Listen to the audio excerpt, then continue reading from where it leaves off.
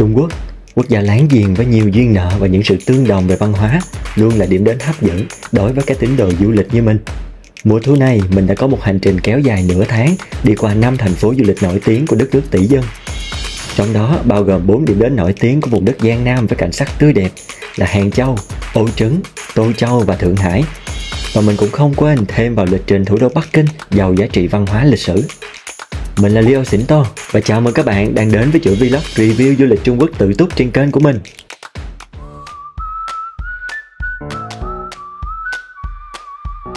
Trong hơn 90 phút sắp tới của tập vlog này, mình sẽ chia sẻ với các bạn tất tần tật hành trình 3 ngày khám phá thủ đô Bắc Kinh.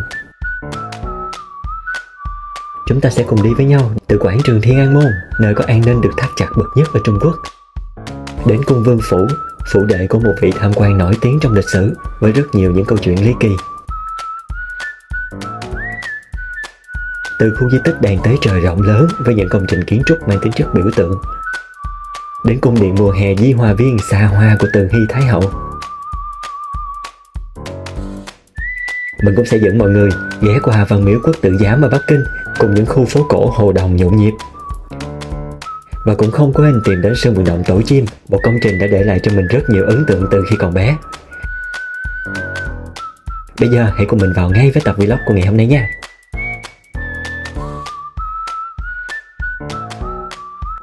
Chào buổi sáng mọi người, hôm nay lại là một ngày mới ở Bắc Kinh. Và sáng hôm nay là sáng ngày thứ 3 của mình ở đây rồi. Hôm nay thì mình sẽ một lần nữa quay lại quảng trường Thiên An Môn.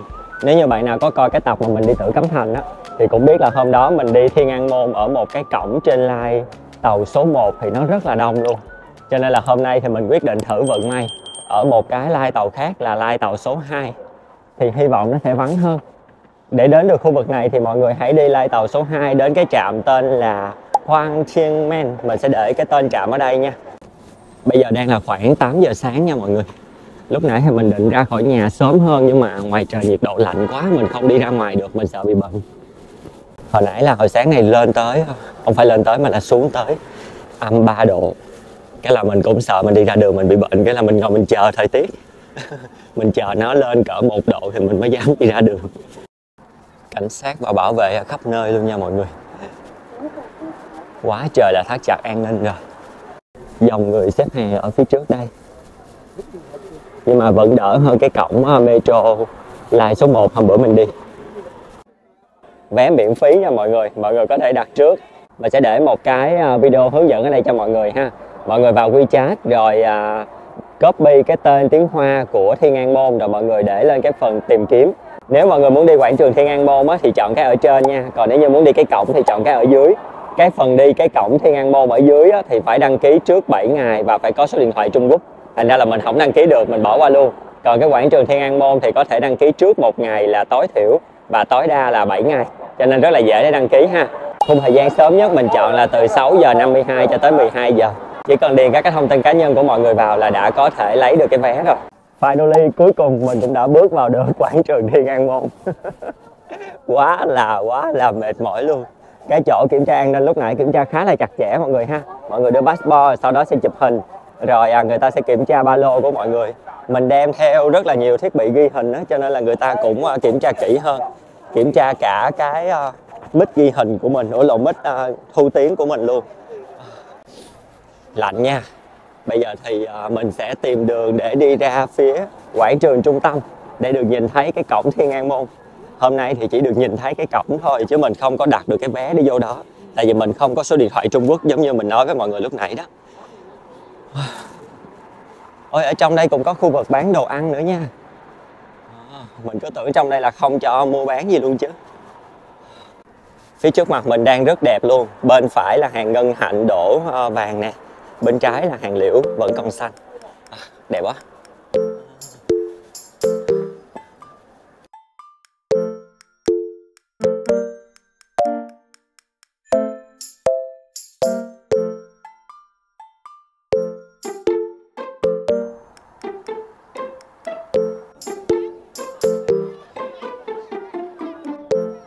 Để cho mọi người dễ dàng hình dung thì mình sẽ giới thiệu các cái khu vực ở trong quảng trường Thiên An Môn này ha.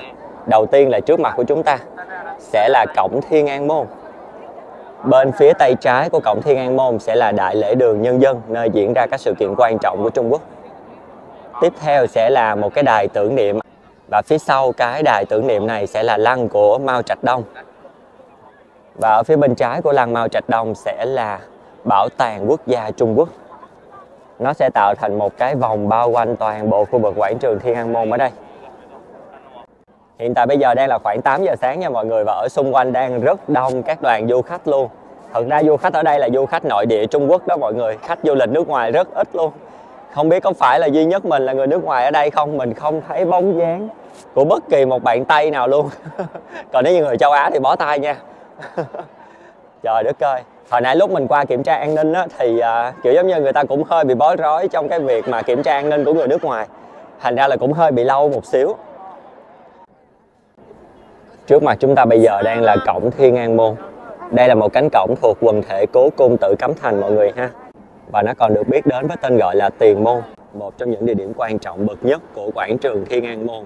Nơi này hình như là nơi mà Mao Trạch Đông đọc tuyên ngôn khai sinh ra nước Cộng hòa Nhân dân Trung Hoa. Và ở giữa của cổng Thiên An Môn này thì có cái chân dung của Mao Trạch Đông.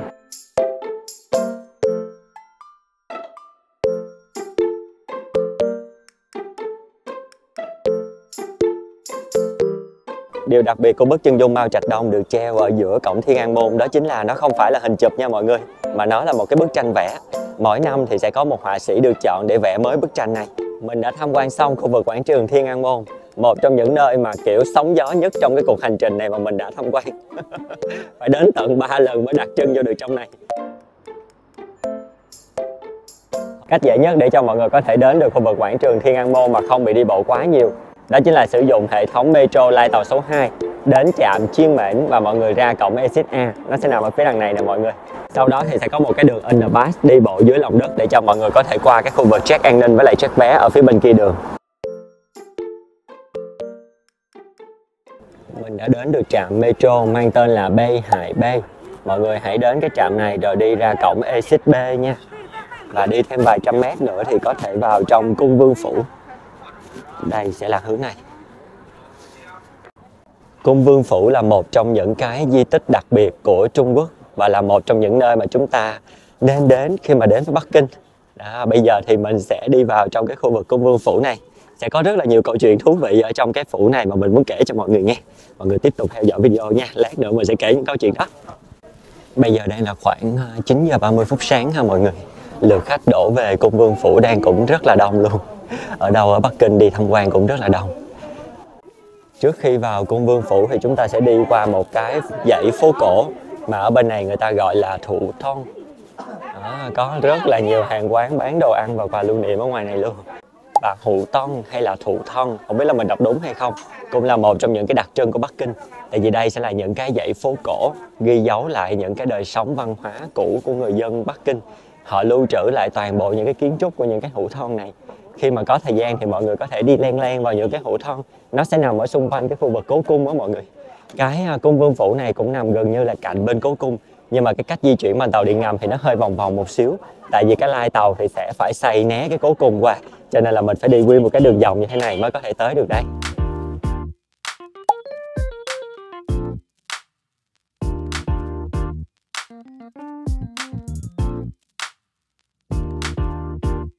Mình đã mua vé thành công rồi nè mọi người ha. Mọi người đến cái khu vực mua vé và vào quầy số 5 nha. 40 nhân dân tệ mọi người ha. Sẽ có một cái mã QR code ở đây cùng với cái bản đồ để cho mọi người tham quan. Cái vé này đẹp nhất bữa giờ mình thấy luôn nè. Mọi người có thể đặt cái vé này ở trên WeChat cũng được nha. Nhưng mà hồi nãy lên WeChat nó hỏi mình cái gì rườm rà bằng tiếng Hoa. Mình thì đang gấp cho nên là mình không có thời gian để bỏ vào Google Dịch. Thành ra là mình chui vô quầy mình mua luôn cho nó lẹ. Cũng rất là nhanh thôi mọi người, dễ dàng lắm. Khu này thì sẽ kiểm tra hành lý với lại là kiểm tra vé luôn nha.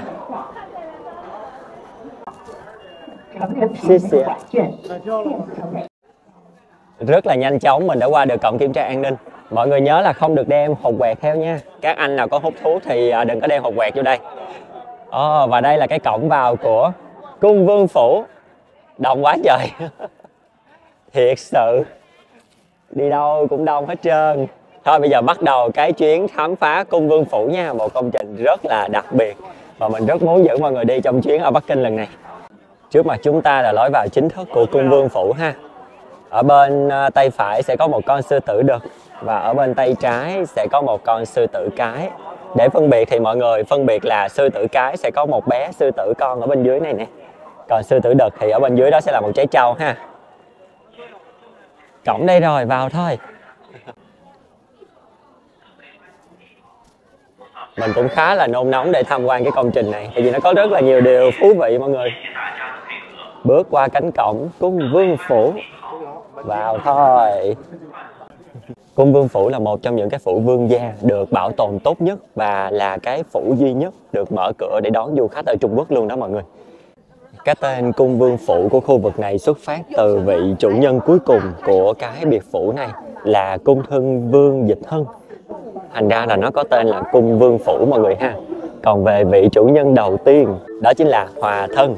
Chắc là mọi người cũng từng nghe qua cái tên gọi này trong những cái bộ phim lịch sử Trung Quốc rồi đúng không? Công trình này sẽ gắn liền với tên tuổi của Hòa Thân, cái vị tham quan cực kỳ nổi tiếng. Khu vực đầu tiên mà chúng ta ghé thăm sẽ là khu vực biệt phủ. Ở cung Vương Phủ này thì sẽ có hai khu kết hợp, một là biệt phủ, hai là hoa viên.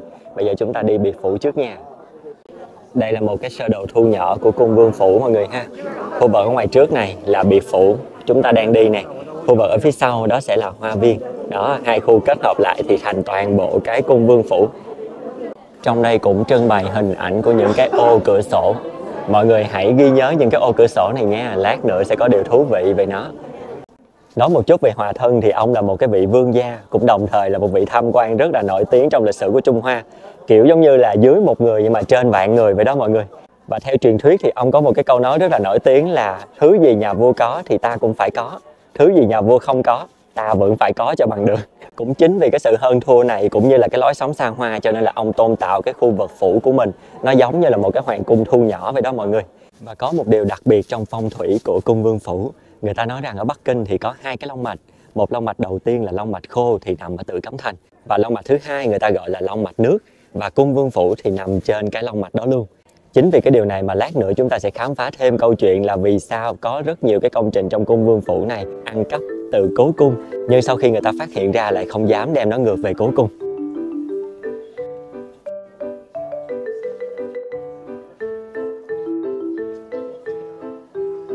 Công trình xa hoa này là một trong những công trình được lấy ra để so sánh với lại Tử Cấm Thành. Thì người ta có một cái câu nói là một cung Vương Phủ thì bằng một nửa bộ sách của Triều Thanh, chứng tỏ cái mức độ quan trọng về văn hóa, lịch sử cũng như kiến trúc của nó trong lịch sử của Trung Quốc. Mình đang tiếp tục bước vào một cái không gian trưng bày khác và trước khi bước vào thì cái cánh cổng ở ngoài này làm cho mình bị ấn tượng quá mọi người. Được trang trí rất là đẹp luôn. Ở mỗi cái phần cột đều có những cái họa tiết trang trí, rất là nhiều hình dáng ở trên đó, hoa cỏ, muôn thú và đặc biệt là họa tiết của những con dơi. Họa tiết con dơi là một trong những cái họa tiết mà chúng ta sẽ thường thấy trong cái lối thiết kế của những cái công trình Trung Hoa. Con dơi trong tiếng Hoa nó đồng âm với lại chữ phúc. Thành ra cái ông Hòa Vương này nè, ổng mới lén lén, ổng trang trí ở trong cái phủ của mình ở khắp nơi. Có 9.999 con dơi, tức là có 9.999 chữ phúc. Nhưng mà với cái sự hơn thua và tham lam của ông ấy thì làm gì mà ông ấy để yên cho cái con số 9.999 đó nó không tròn lên thành 10.000 đúng không? Cho nên là vẫn còn một cái chữ phúc vô cùng đặc biệt và lát nữa mình sẽ kể cho mọi người nghe. Và đây là cánh cổng tiếp theo chúng ta sẽ bước qua. Cánh cổng này cũng rất là đẹp luôn. Đúng là ông này ông xây dựng cái khu vực phủ của mình y chang như một cái hoàng cung luôn mọi người. Chỉ khác một điều ổng chưa dám làm là ổng chưa dám lợp mấy cái mái ngói này màu vàng thôi. Trong đây thì toàn là những cái mái ngói màu xanh hoặc là màu xám ha.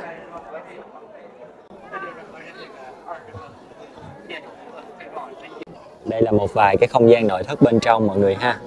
Ở bên ngoài này mình đứng nhìn thì nó bị ánh cái lớp cửa sổ rất là khó nhìn luôn. Thành ra mình cũng không có quay được nhiều cho mọi người. Nè, nó ánh cái lớp cửa sổ như thế này nè. Người ta không tìm ra một cái loại gương nào đó dễ dàng hơn cho cái việc tham quan ta. Đó, chỉ thấy được bàn ghế rồi giường ngủ ở trong đó thôi. Rất là khó quay luôn. Và hồi nãy giờ mình để ý là ở phía của những cái cột chuyển giao á, mọi người luôn luôn có một cái bức tranh. Đây là một trong những cái bức tranh đó. Tranh phong thủy rất là đẹp ha. Thực sự là kiến trúc của cung Vương Phủ khi mà mình ngước nhìn lên mình thấy nó đẹp hơn rất nhiều so với ở trong Tử Cấm Thành luôn á. Không biết có phải là do nó đã được trùng tu lại kỹ càng hay là không. Trước mặt chúng ta là một tòa nhà gọi là tòa nhà chứa đựng bằng chứng phạm tội của Hòa Thân ở trong này. Để mình tiến thẳng vào trong mình xem. Ở ngoài này nó có một cái chú thích nói rằng là cái tòa nhà này được xây dựng mô phỏng theo một cái tòa nhà ở trong Tử Cấm Thành. Và hình như là nó có dát vàng nữa, thành ra là khi mà ông Hòa Thân bị phát hiện là ông đã lập tức bị xử tội bởi vì cái công trình này. Bên trong đây là một cái tòa nhà gỗ có thiết kế 2 tầng mọi người. Một cái không gian thôi mà ổng làm thành 2 tầng luôn. Với rất là nhiều bàn ghế gỗ nè, rồi đồng hồ vàng nè. Trong đây có vẻ là làm bằng gỗ quý không luôn á. Wow. Và ở trên mái mọi người nhìn này, được lốp rất là đẹp luôn. Nhìn cái này có vẻ giống một cái khu vực nhà hát quá ha. Bàn ghế được khảm trai rất là tinh xảo. Và cái thảm ở dưới là màu vàng luôn, màu chỉ dành cho vua. Ông này ông gan quá gan. Và đây là cái gian nhà cuối cùng trong cái phủ đệ ha mọi người. Ở đây với mỗi cái cửa sổ này, ông ta làm những cái hình dáng khác nhau. Mọi người biết để làm gì không? Để ổng đánh dấu xem cái gian phòng nào là ổng đang cất giữ cái báu vật nào đã lấy được từ cố cung, hoặc là vòi vĩnh được từ các cái quan chức khác. Mỗi ô cửa sổ thì đều có những cái hình dáng khác nhau luôn mọi người. Có cái thì giống như là 2 cái vòng tròn đan vào nhau nè, có cái thì giống như là hình hoa, có cái thì hình thoi, hình lục giác, rồi hình vuông. Mỗi cái thì đều có những cái ký hiệu riêng giống như là của riêng ổng vậy đó, để ổng biết xem là ổng cất cái gì ở trong cái gian phòng đó. Có những cái mình nhìn nó giống như hình của cái túi tiền vậy đó mọi người. Ví dụ như cái này, cái trước mặt mình đây nè, nó vừa có hình con dơi rồi vừa có hình cái ví nữa. Ông này quá trời chiêu trò rồi. Tổng cộng số lượng gian phòng ở đây mình đếm được là ở bên tay trái thì khoảng đâu đó 24 cái. Còn ở phía bên tay phải là đâu đó khoảng 20 cái. Tổng cộng chắc gần 40 mấy cái gian phòng nha mọi người. Chứng tỏ cho cái việc ông này đúng là tham quan số 1 của lịch sử Trung Quốc luôn đó mọi người. Quá trời quá đất, nguyên một cái gian nhà dài thon. Chứa cái gì mà chứa dữ vậy ông nội? Hôm trước nếu như mọi người có cùng mình tham quan Tử Cấm Thành thì mọi người cũng có nghe mình nói là sao cái ngự hoa viên nó nhỏ quá. Thì bây giờ chúng ta sẽ gặp một cái phiên bản ngự hoa viên lớn hơn gấp 2,5 lần ở trong cung Vương Phủ. Mọi người coi ổng gan không? Ổng dám xây ngự hoa viên lớn hơn nhà vua gấp 2,5 lần. Và đây là cánh cổng để đi vào ngự hoa viên của cung Vương Phủ mọi người ha. Có một cái kiến trúc rất là Tây Dương luôn. Mà mình cứ thắc mắc hoài là sao cái ông này ổng xây những cái công trình kiểu giống như nó lộ lộ trước mắt. Những cái bằng chứng buộc tội của ổng nó cứ lộ lộ trước mắt đó mọi người ha. Đúng là cái khu ngự hoa viên này nó to hơn ở trong Tử Cấm Thành rất là nhiều luôn nha. Người ta nói rằng là ở trong ngự hoa viên này á thì ông ta cho xây dựng tới 2 cái núi. Một cái núi thì ổng chứa một cái con gì ta, con tỳ hưu. Con tỳ hưu khắc bằng ngọc quý. Mà hoàng thượng cũng có một con, ông cũng có một con, nhưng mà con của ông bự hơn. Ông giấu trong một cái núi để ông trứng cạch đó mọi người, trứng cái long mạch đó. Còn cái núi còn lại á thì ổng ăn cắp nguyên một cái bia đá. Cái bia đá đó rất là đặc biệt với lịch sử Trung Quốc, và người Trung Quốc cũng rất là thích cái bia đá đó luôn. Cái núi của ổng nhìn giống như là một cái hòn non bộ mà phóng to lên vậy đó, rất là đẹp luôn. Có rất là nhiều cổng đá cùng với các cái công trình xen kẽ vào trong này. Và cái công trình này mình nhớ không lầm thì là một cái công trình ổng xây để kiểu giống như chơi khăm một cái vị phi tần nào đó ở trong cung. Rằng ổng rất là ghét cái vị phi tần đó, nhưng mà ổng không có nói thành lời được đúng không? Thì ổng xây một cái tòa nhà như thế này, có kiến trúc giống như là cái nón của cái vị phi tần đó. Thì khi ổng bước lên cái nón này thì giống như là bước lên đầu của phi tần. Quá trời là chiêu trò. Còn ở bên đây thì ổng xây dựng giống như là vạn lý trường thành người à. Nhà vua có vạn lý trường thành thì ổng cũng phải có. Hơn thua với nhà vua mà.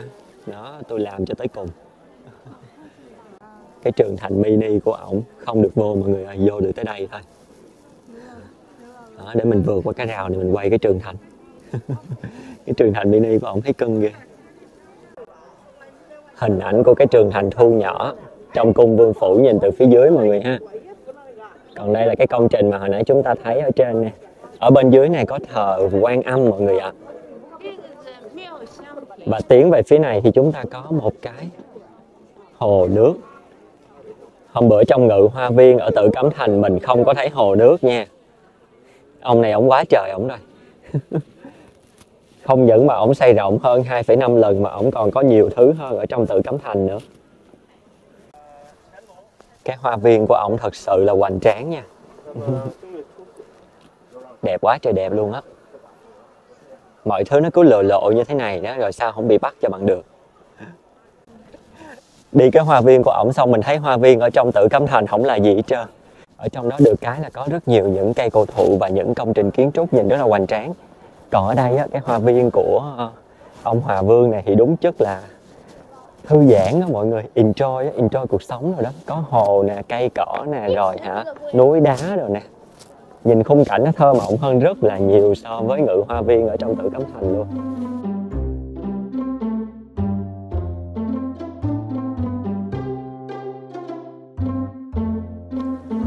Tiếp theo đây thì có một cái dãy hành lang dựng lên trên núi mọi người ha.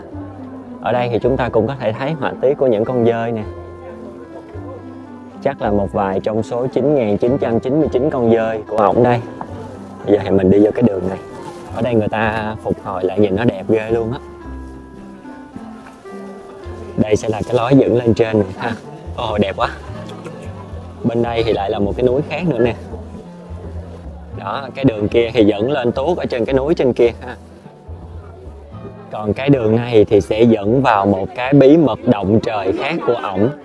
Một trong những cái bí mật mà khi người ta tìm ra, người ta biết là nó bị ăn cắp ở trong cố cung nhưng người ta cũng không dám tháo dỡ để đem về. Bây giờ mình xếp hàng đi vô trong đó, cùng mọi người ngắm nhìn cái báu vật này. Đây cũng chính là ngọn núi thứ hai mà lúc nãy trong câu chuyện 2 ngọn núi mà mình muốn kể cho mọi người. Cái lối vào của ngọn núi này nó sẽ nằm ở đây. Nhưng chúng ta chưa được vào vội đâu, phải xếp hàng thôi. Hàng rất dài luôn. Lanh quanh hai ba đường nha.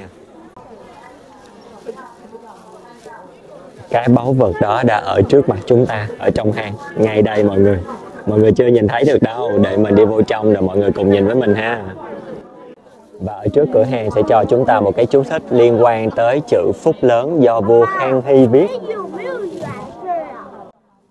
Chữ Phúc trong tiếng Hoa á, mọi người thì sẽ bao gồm có 5 cái yếu tố ghép lại với nhau là tử tức là con nè, rồi tài tức là tiền nè, đa tức là nhiều nè, điền nè tức là ruộng đất và thọ tức là tuổi thọ.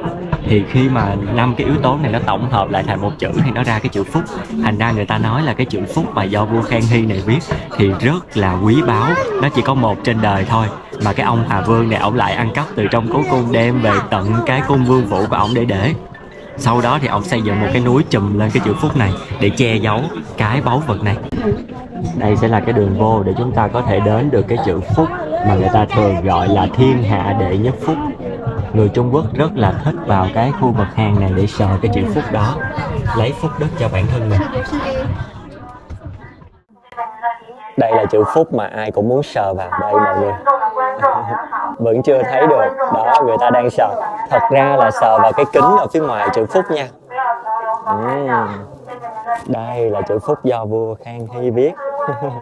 Sờ một xíu để được thấy phúc đức nha. Một lượt sờ là rất nhanh luôn nha. Cho nên là muốn sờ lần nữa thì phải xếp hàng vô một vòng nữa. Chưa kịp nhìn thấy rõ luôn mọi người ơi. Chắc là mình đi thêm một vòng đi ha. Mình vừa mới coi lại cái cách sờ cái chữ Phúc này làm sao cho đúng. Thì người ta nói là phải sờ hết tất cả các cái bộ chữ ở trong đó để sao cho nó chạm được vào 5 cái chữ mà lúc nãy mình có nói là tử, tài, đa, điền, thọ. Bây giờ mình phải vô mình sờ lại. Hồi nãy mình sờ bên cái khung mọi người. Hồi nãy mình sờ bên cái khung viền là không có dính chữ Phúc gì luôn. Giờ vô sờ lại nha. Thấy sờ sai rồi thì vô sờ lại. Phải sờ cho đúng nha mọi người. Mặc dù là sờ thông qua lớp kính nha, nhưng mà cũng kiểu là gì ta, niềm tin đó. Cho nên là bây giờ phải vô sờ lại cái lớp kính ở bên ngoài và sờ bằng 2 tay. Sờ sao cho đầy đủ 5 cái yếu tố đó nha. Đi vào lại thêm một lần nữa thì mình mới để ý là cái phần này giống như cái đầu của một con rồng mọi người ạ. Có 2 cái sừng hai bên nè. Đó, có nhiều chỗ đá người ta sờ mà nó nhẵn mịn luôn á. Giống như là đang bước vào cái miệng rồng ha. Rồi lượt này là phải sờ lại cho đúng nha mọi người ơi. Sờ 2 tay nha, sờ hết tất cả các bộ chữ ở trong đó nha. Mình vừa mới sờ lại chữ Phúc một lần nữa bằng hai bàn tay của mình và mình sờ 2 lần cho nó chắc. Cái chữ Phúc này nè mọi người, thì sau khi mà cái ông Hòa Thân này ông lấy được ở trong cố cung về đó, mà mình cũng biết ông lấy bằng cách nào mà không ai phát hiện người ta, thì ông mới đem về vương cung phủ của ông tạc vô trong cái vách núi đó và ông bọc kín lại hết luôn. Cho đến khi người ta phát hiện ra thì chữ Phúc đó nó đã dính chặt ở trong cái khối núi đó rồi. Và giống như mình có nói lúc nãy thì cái vương cung phủ này nó nằm ở trên một cái long mạch gọi là mạch nước, đúng không? Cho nên là các cái vị vua khi mà họ phát hiện ra thì họ rất là muốn đem về trở lại cố cung, nhưng mà họ sợ là động tới long mạch. Cho nên tới thời điểm hiện tại thì cái chữ Phúc độc nhất vô nhị của vua Khang Hy này vẫn nằm ở đây trong cung vương phủ. Rồi bây giờ chúng ta cùng nhau đi lên cái dốc này ha. Wow, đẹp quá à. Ở trên mọi cái cột thì đều có một cái bức tranh mọi người ạ.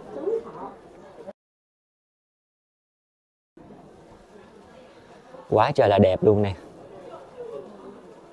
Đây là một cái dốc lên. Hình như là cái dốc lên này nó cũng có một cái ý nghĩa gì đó. Hôm trước mình có đọc mà tự nhiên mình quên mất tiêu rồi. Nó giống như tượng trưng cho con đường thăng quan tiến chức của ông Hòa Thân này thì phải. Và lên đến cái điểm cuối cùng hình như là chữ Hỷ, tượng trưng cho cái niềm vui.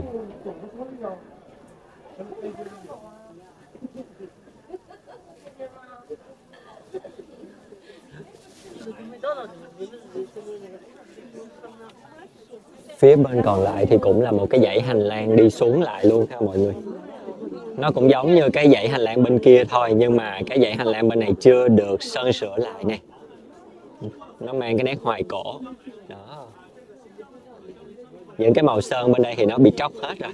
Nó không có rực rỡ như là cái lối lên ở bên kia. Mình sẽ đi hết con đường này luôn để cho nó thành một cái vòng tròn khép kín.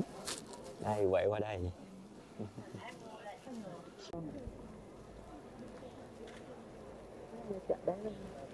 Mọi người có còn nhớ cái câu chuyện của những cái họa tiết con dơi tượng trưng cho chữ Phúc gồm có 9.999 con không? Thì cái chữ Phúc lúc nãy chúng ta vừa tham quan là cái chữ Phúc cuối cùng, gom vô trong 9.999 thì nó tròn con số là 10.000, tượng trưng cho một cái chữ vạn. Đây là một trong những cái bí mật mà cái ông Hòa Thân này ổng gìn giữ để tạo nên một cái sự đối trọng với lại nhà vua, chứng tỏ cái độ hơn thua của ổng với nhà vua rất là nhiều luôn đó mọi người. Và như vậy thì mình đã tham quan xong một vòng ở cung vương phủ. Đây là một trong những cái công trình mà mình rất là thích và đặt nó vô cái list mà mình phải đi khi mà mình đến với Bắc Kinh. Hy vọng mọi người khi đến với Bắc Kinh thì cũng sẽ dành thời gian để đến với nơi này, tìm hiểu những cái câu chuyện liên quan tới cái ông tham quan bậc nhất của lịch sử Trung Quốc ha.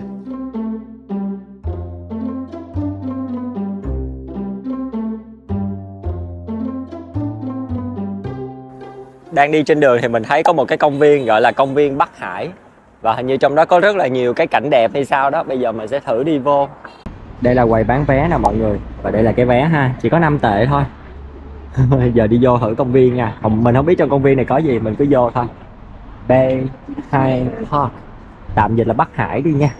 Và mình thấy có rất là nhiều bạn hóa trang rồi đi vô đây chụp hình. Có vẻ ở trong đây đẹp ha.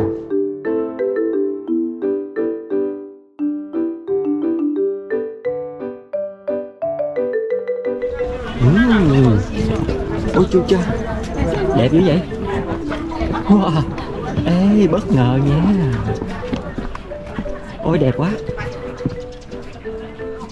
Trời đất ơi, nó như là Tây Hồ Hàng Châu vậy đó mọi người. Đẹp quá mọi người ơi. Có rất là nhiều cá với lại mấy con vịt với lại mấy con uyên ương song cầm vậy nó ở dưới này nè. Nè nè, con bé này nó đẹp quá nè. Nó lại kìa, nó lại kìa. Xin nó được cho ăn cái nó chạy lại. Ủa chê rồi, không ăn bánh mì nha. Đây có bà vịt ăn. Mấy bà vịt không ăn thì sẽ có mấy bà cá ăn nha. Giờ đang là 12 giờ 30 nha mọi người. Ở trong đây cũng đang rất là đông luôn. Trước mặt mình người ta đi tới đi lui, khách đoàn với lại khách lẻ nhiều lắm luôn. Và những cái rặng liễu ở trong này nó đã chuyển vàng rồi. Cho nên là hèn chi mấy bạn thay trang phục cổ á, người ta vô đây chụp hình nhìn sẽ rất là đẹp luôn. Đây là hàng liễu duy nhất mà bữa giờ mình thấy chuyển vàng nè. Mình đang đi dọc xung quanh cái khu vực bờ hồ này để xem có gì hay. Mình có thấy là có vài cái công trình kiến trúc để cho mọi người có thể chụp hình. Nhìn cái màu sắc nó rất là giống với lại lục cung ở trong Tử Cấm Thành luôn. Wow. Đâu, để mình đi vào thử bên trong nha. Đẹp quá. Wow. Ôi, không ngờ ở trong công viên lại có những cái công trình như thế này. Hèn chi công viên này bán vé với lại là nhiều người vô. Đó. Và ở trong đây là khu vực chánh điện. Qua 2-3 lớp cửa thì mới vô được tận ở trong đây nha. Ở bên trong thì có thờ Phật Thích Ca. Cho dù là một ngôi chùa nhưng mà cũng được trang trí họa tiết nhìn nó rất là hoàng gia luôn mọi người. Ở đây là một cái hình điêu khắc Lưỡng Long tranh châu. Đẹp quá. Các cánh cổng ở đây cổng nào cũng đẹp luôn, mọi người tha hồ mà chụp hình ha. Nè, các bạn nữ mặc đồ cổ trang chụp hình. Ôi siêu xinh luôn á mọi người ơi. Đẹp quá. Wow. Khu này là khỏi cần tranh giành với ai luôn, rất là rộng và thoáng để chụp hình ha. Các bạn có đi cung Vương Phủ kết hợp mặc đồ cổ trang thì qua đây chụp hình nha. Rất là gần luôn á, công viên Bắc Hải. Vô đúng mùa lá vàng mà mặc đồ cổ trang đi chụp hình là hết bài luôn mọi người ơi. Trời, bạn bên đây xinh quá trời luôn. Quá là xinh. Những cái cây ngân hạnh đúng tạo điểm nhấn cho các bạn luôn á, đẹp quá. Nhìn cái khu vực tháp bên đó giống như là kiến trúc của Tây Tạng vậy đó mọi người. Nhưng mà hôm nay thì mình không có đủ thời gian để có thể ra giữa hồ lên cái đảo để tham quan cái tháp đó được. Chắc là hẹn lại một dịp sau. Mình còn có ý định đi Di Hòa Viên nữa, thành ra là mình sẽ không có ở đây lâu được. Cái công viên này mang tới một cái cảm giác Tây Hồ Hàng Châu lắm luôn á mọi người. Bên đây sẽ có một cái khu vực nghỉ để nhìn ra hồ. Lại là một cái kiến trúc quá là đẹp nè. Cái công viên này càng đi càng thấy đẹp hết nước chấm nha mọi người. 5 tệ cho một cái view như thế này để chụp hình thì quá là rẻ luôn á. Các bạn nào muốn chụp hình thì đến đây nha, mình recommend mọi người luôn á. Rất là đẹp. Mình nghĩ là đến vào buổi chiều thì còn đẹp hơn nữa. Bây giờ đang là khoảng 1 giờ trưa nha. Nắng đang bị ngược hướng một xíu. Buổi chiều mà hoàng hôn xuống ở đây là bá cháy. Đi qua chỗ nào cũng thấy đẹp hết. Ôi trời ơi. Mọi người coi trên trần nè. Trời đất ơi, đã chưa? Đẹp ha. Quá đỉnh luôn á, thiệt sự. Thôi. Đẹp lắm luôn. Wow. Tự nhiên bước vô được một cái chỗ nào đó mà mình không có plan trước mà nó đẹp á mọi người, kiểu giống như nó vỡ òa vậy đó. Nó gấp mấy lần những cái địa điểm mà mình plan xong mình đặt kỳ vọng á. Rồi phía trước lại đẹp nữa nè. Sao mình rời khỏi cái chỗ này được đấy? Ủa trời đất ơi, cái gì vậy? Sao đẹp liên tục vậy? Lẽ ở đây tới chiều luôn, bỏ Di Hòa Viên luôn hả ta? Khen hoài thì nó cũng kỳ mà, đẹp điên đảo thiệt mọi người ơi. Khắp mọi ngóc ngách chỗ nào cũng đẹp luôn, chỗ nào cũng có những bạn chụp hình hết trơn. Không chỉ đẹp về cảnh nha, mà kiến trúc trong đây cũng đẹp luôn á. Tại sao chỉ là một cái công viên thôi mà nó đẹp dữ vậy nè? Thật sự là không thể rời đi nha mọi người, không thể rời đi luôn á. Đẹp quá à. Ngân hạnh vàng và tường đỏ. Không khác gì ở trong Tử Cấm Thành luôn. Mọi người ơi, mình đã sai lầm khi bước vô cái công viên này. Mình ở đây tới chiều mất, mình không thể nào rời khỏi cái công viên nó đẹp như thế này được. Quá đẹp luôn mọi người, sao nó đẹp một cách quá đáng luôn trời. Rồi ở ngoài trước nữa rồi. Mình xin hứa đây là những cảnh cuối cùng ở công viên Bắc Hải này.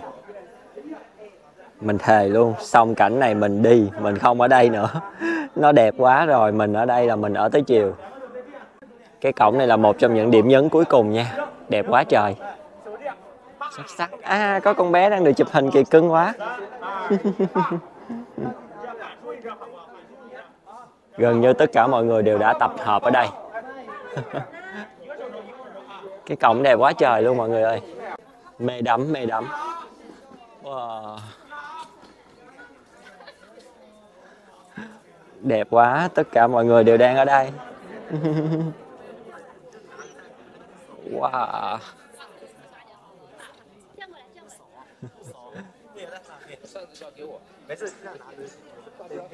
Mấy cái công trình trong đây thật sự là mình không biết rõ tên của từng cái một, nhưng mà cái nào nó cũng đẹp và cái nào nó cũng chất lượng luôn mọi người. Ôi trời ơi. Đây cái thoại này quen lắm nè. Bạn nào muốn chụp hình cổ trang thì hãy tới cái công viên này. Recommend mọi người luôn. Mình thấy ở đây người ta thường hình như là đi theo cặp á, một cặp nhiếp ảnh gia với lại một người thuê trang phục. Có vẻ nó nằm chung trong một cái gói hay sao đó. Mình đang ăn gian á mọi người. Mình nói cảnh này là cảnh cuối cùng cho nên mình đâu có cắt máy đâu. Mình chơi luôn một lèo. Bây giờ đi vô đây thêm lần nữa nha. Trời rồi. Lá vàng nữa rồi. Đó, một ngày của mình ở Bắc Kinh chỉ có nhiêu đó thôi mọi người. Đi nhìn lá vàng rồi nhìn mấy cái công trình cổ xưa là thấy vui vẻ rồi. Cứ vậy là chill đó. Xong rồi trễ nải lịch trình, bỏ chỗ này bỏ chỗ kia. Thôi nói chứ mình sẽ rời khỏi công viên Bắc Hải ở đây để đi sang Di Hòa Viên. Chắc Di Hòa Viên cũng sẽ là điểm đến cuối cùng của mình. Điểm đến lớn cuối cùng của mình ở Bắc Kinh. Còn những cái điểm nhỏ nhỏ bé bé cho mọi người coi ngoài trước lần cuối nè. Xinh chưa? Chịu không nổi luôn.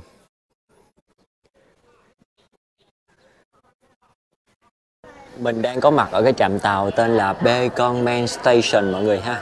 Từ trung tâm đi ra đây khoảng 11-12 trạm gì đó. Và bây giờ thì mình sẽ đi qua phía Di Hòa Viên. Mình đã tới được Di Hòa Viên rồi nè mọi người. Đi bộ từ trạm tàu lên đây khoảng 5 phút ha. Và đây là cái khu vực bán vé. Mọi người có thể mua vé vật lý ở đây luôn ha. Mua WeChat thì nó hơi rắc rối, tại vì mình sợ là mình mua sai vé giống một bữa nữa. Đây là cái vé của mình. Trị giá là 20 nhân dân tệ mọi người ha. Sẽ có cái QR code và đây là cái vé để vào cổng. Còn những cái khu vực tham quan bên trong mà muốn đi thêm thì mọi người có thể follow bên trong đó rồi mua.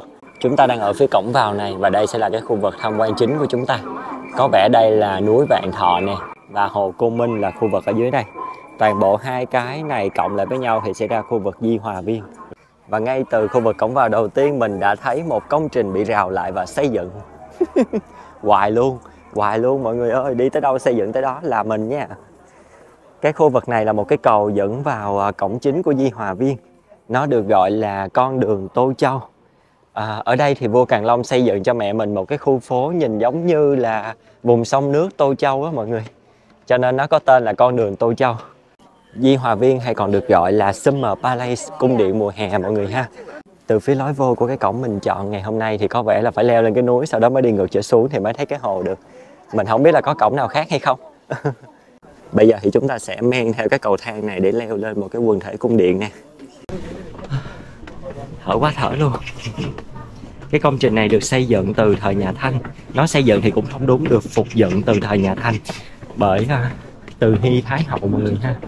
Từ Hy Thái Hậu đã dành rất là nhiều tiền của và công sức phục dựng cái công trình này tới 3-4 lần. Tại vì dưới thời của bà thì có rất là nhiều cuộc chiến xảy ra. Thay vì bà sử dụng cái ngân sách để đầu tư cho quân sự thì bà dùng để tu sửa cái Di Hòa Viên này cho bà. Mình nghĩ khu vực này đúng là khu vực núi Vạn Thọ rồi đó. Núi Vạn Thọ cùng với lại hồ Côn Minh kết hợp lại với nhau thì tạo nên cái quần thể của Di Hòa Viên rất là rộng lớn luôn. Lại là bậc thang, kẻ thù của mọi nhà. Đây là cái view mà chúng ta sẽ nhìn được thấy khi leo xong những cái bậc thang đầu tiên. Vẫn còn khá những nấc thang lên thiên đường ở đây nè mọi người. Leo mệt mỏi luôn. Cái kiến trúc ở trên này mình thấy rất là pha trộn giữa Trung Hoa với lại Tây Tạng nha. Nó có một cái nét gì đó rất là Tây Tạng luôn á. Mình không lý giải được nhưng mà mình nhìn ra cái lối kiến trúc nó như vậy. Lại tiếp tục là một cái view với tầm nhìn rộng lớn ở phía bên dưới. Từ đây thì có thể nhìn thấy các loại cây đang thay lá ở bên dưới, màu vàng rất đẹp ha. Ở đây người ta làm giống như là một cái núi giả luôn mọi người. Rất nhiều lối đi luôn. Vào những tháng mùa đông, mùa thu như thời điểm hiện tại thì cái giờ mở cửa của Di Hòa Viên sẽ là 8 giờ rưỡi cho tới khoảng 5 giờ mọi người ha. Còn vào mùa hè thì sẽ mở cửa sớm hơn vào lúc 8 giờ và đóng cửa trễ hơn vào lúc 6 giờ tối. Rồi chúng ta có một lối đi mới. Xuyên qua một cái tường thành. để xem đến đâu đâu. Ủa vẫn là cái núi đó luôn. Mình không có biết là Di Hòa Viên phải leo núi kiểu này luôn mọi người. Quá nhiều bất ngờ. Mình cứ tưởng là bước vô một cái là tới cái vườn liền luôn á. Hay là mình chọn nhầm cổng ta? Có ai đi rồi có thể chỉ mình biết là có cái cổng nào khác không? Lên tới đây thì sẽ có một cái kiến trúc nhìn khá là bắt mắt, với rất nhiều những cái hình tượng Phật được chạm khắc ở trên cái bề mặt của cái tường này. Wow.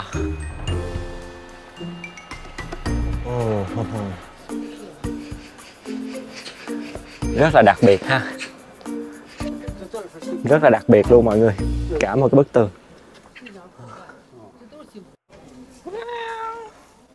Lại gặp mấy bà mèo rồi. À, bà mèo này thân thiện. Không có gì cho bà ăn đâu bà ơi. Trời dễ thương quá vậy. À rồi bị ách xì. Đói hay sao vậy bà? Ôi thấy cưng quá.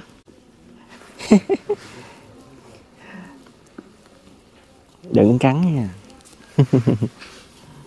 Mấy bà mèo hoang ngoài ở bên Trung Quốc này xinh lắm mọi người. Chết rồi, không có gì cho bà ăn hết rồi bà ơi. Dễ thương ha. Thôi bye bye nha. Thấy thương quá, hình như đói hay sao á. Trời, một mắt xanh một mắt vàng rồi đó. Bye bye.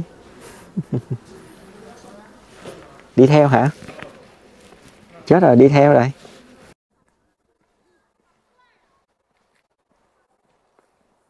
Ở đây đã có thể thấy cái hồ lấp ló ở ngoài xa rồi. Bây giờ là một cái cung đường đi xuống. Ủa? Vậy thì cái địa hình lúc nãy giống như là một cái bức bình phong á mọi người. Nó lên, xong rồi xuống. Bây giờ xuống thì sẽ gặp một cái vùng, bên đây là cái vùng hồ. Rồi xuống lại thôi. Ủa vậy làng lát đi ra là phải leo lên, xuống. Trời ơi. Mình đang tự hỏi là không biết là mình có đang đi đúng đường hay không. Và cũng đang tự hỏi là không biết có phải mình đi Di Hòa Viên hay không. Cái này không phải là Di Hòa Viên trong tưởng tượng của mình. Trong tưởng tượng của mình là bước qua cái cổng là tới cái vườn liền, tới cái hồ cho tôi liền. Nãy giờ leo muốn xỉu luôn mọi người. Nghĩ tới cái đoạn đường lát leo ngược trở lên nữa. U lại trời. Ủa là Di Hòa Viên là vậy hả ta? Có gì đó sai trái thì phải. Sao tôi đi từ cái sai này tới cái sai khác vậy ta? Giờ xuống nữa phải không? Không biết đúng đường hay không đúng mọi người. Nó không có một cái bảng chỉ dẫn gì luôn á. Sau khi vượt nắng vượt gió vượt những cơn mưa rào thì chúng ta đã tới được khu vực hồ. Đây, mình đã ở đây rồi. Và cái hồ Côn Minh đang ở trước mặt mình. Ok, đi thôi. Thấy đông đúc người bên đây rồi nè. Đó, đây là Di Hòa Viên mà tôi hình dung nè. Mời mọi người cùng mình đi tiếp qua những cánh cổng để khám phá những cái khu ở trong Di Hòa Viên này nha. Công trình này thì nằm cách trung tâm của Bắc Kinh khoảng 15 km. Và mình đã đến đây bằng tàu metro ha mọi người. Đi mất khoảng đâu đó 20 phút. Qua khoảng 12 cho tới 15 trạm nha. Ôi, đông đúc quá. Rồi đây đúng là hình ảnh của một cái địa điểm du lịch nổi tiếng ở Trung Quốc rồi nè. Hồi nãy vắng thì sợ, bây giờ đông thì ớn. Tính kỳ ghê.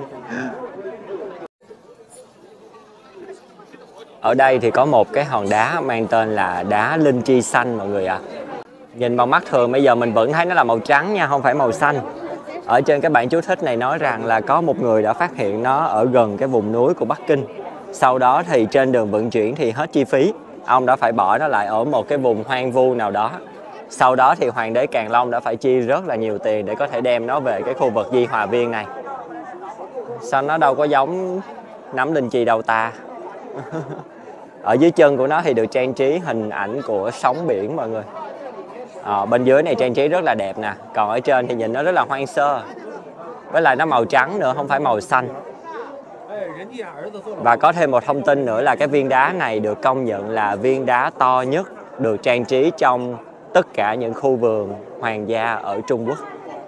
To thiệt. Tự nhiên đi Vương cung Phủ trước, cái mình qua đây mình thấy mấy cái họa tiết này nè mọi người. Đó, cái mình thấy giống như cái ông Hòa Thân ông bắt trước. Toàn bộ những cái không gian ở trong Di Hòa Viên này ổng đem về trong cái vương phủ của ổng. Có rất là nhiều nét giống luôn á mọi người. Những cái lối trang trí, những cái bức tranh vẽ trên tường rất giống luôn. Bây giờ thì mình đang đến được một cái khu vực gọi là khu vườn Hòa Hợp và Đức Hạnh. Ở trong đây thì sẽ có một cái kiến trúc nhà hát rất là đặc sắc, độc nhất ở Trung Quốc luôn. Đây là cái vé mình vừa mua ha, 5 tệ. Ok, scan xong mình sẽ vào. Ở đây có một cái bức bình phong trước khi chúng ta có thể nhìn thấy cái kiến trúc này. Đây là một cái tòa nhà hát nha mọi người. Và được nói là một cái kiến trúc độc nhất cũng như là cái nhà hát hoàng gia cao nhất ở Trung Quốc luôn. Đây là cái địa điểm mà những thái hậu, hoàng hậu, nhà vua ngày xưa đến để xem hát mọi người ha. Để mình đi thử vào bên trong nữa coi có gì đặc sắc hơn không. Bên trong này thì thấy được cái kiến trúc mở hơn nè. Đây là cái tòa nhà hát nè mọi người. Wow. Đây là toàn bộ cái không gian bên trong nhà hát mọi người ha. Bên phải chúng ta thấy là những cái dãy ghế ngồi, giống như là dành cho những cái phi tần ngồi ở bên đó vậy đó. Còn ở đây là cái không gian nhà hát chính. Sẽ có 1, 2, 3 tầng.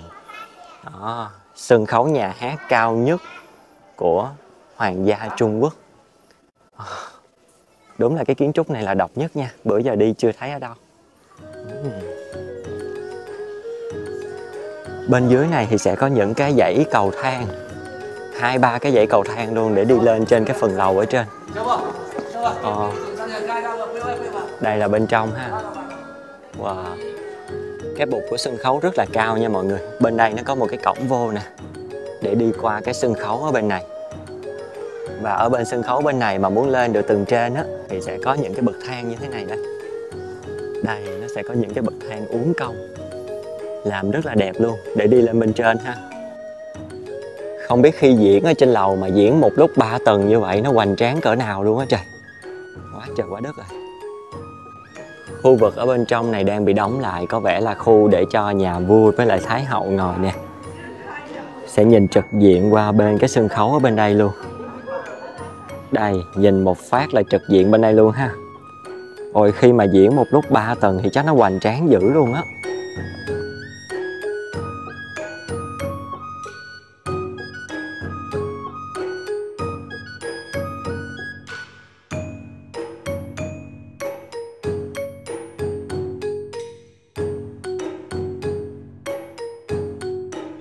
Người ta cho rằng kiến trúc Lâm Viên và Hoa Viên ở trong Di Hòa Viên này là một trong những cái hình mẫu để những cái khu vườn Trung Hoa khác học theo đó mọi người. Đây là khuôn mẫu luôn đó. Rất là đẹp luôn. Hòn đá mà mọi người thấy ở trong cái cổng đó là hòn đá của thần Trường Thọ nha. Wow, đây là một cánh cổng cũng rất đẹp và bề thế. Rồi nhờ đi lộn cổng thì mình mới phát hiện là có một cái cổng vô từ phía đông ở bên này nữa mọi người. Mọi người đừng có đi cái cổng vô từ phía bắc giống như mình lúc nãy nha, là leo núi rồi mới vô tới. Còn nếu như đi cổng phía đông là vô luôn. Mình đang ở đây, hồi nãy mình đi lộn cổng này ra một cái rồi xong quẹt thẻ đi ngược cho vô. Bây giờ thì mình đi muốn tới cái khu vực này. Cái tháp này đây là cái tháp mình muốn tới, thì mình sẽ phải đi ngược qua hướng này.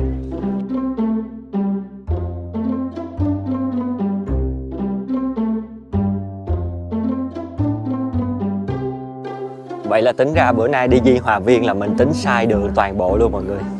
Cái sai thứ nhất là mình không vô bằng cổng phía đông mà mình vô bằng cổng phía bắc, leo núi muốn xỉu. Cái sai thứ hai là phải đi thăm cái hồ trước rồi mới đi vô khu vực vườn, sau đó rồi đi ra luôn. Mình chơi ngược lại mọi người. Xong bây giờ mình đi là toàn là người ta đi ngược vô mặt mình không. Và đây là ngọn tháp cao nhất ở Di Hòa Viên, cũng là cái ngọn tháp mà mình muốn tới nhất ở trong cái quần thể kiến trúc này. Rồi ngó bộ là chúng ta sẽ phải leo mệt mỏi luôn ha. Bà hay quá, bà leo xong rồi. Rồi vô thôi. Những giây phút cuối cùng ở Di Hòa Viên. Chắc là phải qua thêm một lớp cổng nữa thì mới nhìn thấy được trọn vẹn nguyên một cái tháp. Ui, cao lắm nha mọi người. cái bậc thang ở phía trước rồi nè. Ok, tập thể dục cuối ngày, tập thể dục cuối ngày. Cô dạy em bài thể dục leo tháp. 1, 2, 3, leo leo leo leo leo leo leo. Ok, bắt đầu leo thôi. Chú cha. Cái bậc thang của nó hơi cao mọi người ơi. Đây, néo qua bên này một cái. Chà. Trời ơi. Hình như là còn thêm một lần nữa như thế này thì mới lên tới. Chà. Hôm bữa đi leo cái tháp canh ở Vạn Lý Trường Thành đó mọi người. Giống như là tập thể lực. Bữa nay lên thể lực rồi. Leo đã quá đã. Nguyên một cái hồ Côn Minh ở ngoài sau. Đẹp quá. Tới rồi mọi người ơi. Nãy giờ leo quá trời leo ha. Tới rồi, tới rồi. Thở. Ai cũng thở. Đi vô cái tháp thôi.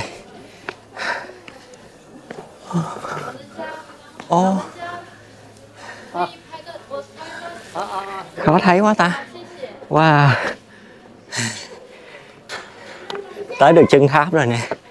Ở bên trong của ngọn tháp cao này sẽ là tượng của Phật Quan Âm nghìn tay nghìn mắt mọi người ha. Thiên thủ thiên nhãn.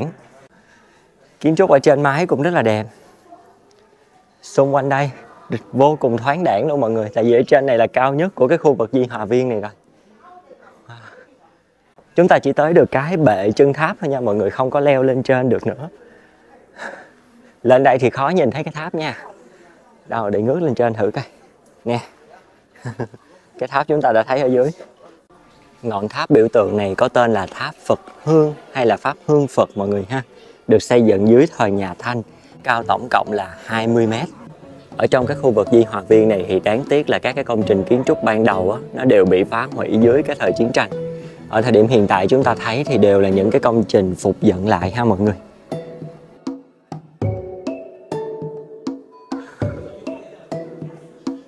Và từ ở trên tháp này nhìn xuống lại phía mặt hồ rất đẹp luôn. Để mình ra lại cái cổng ngoài này.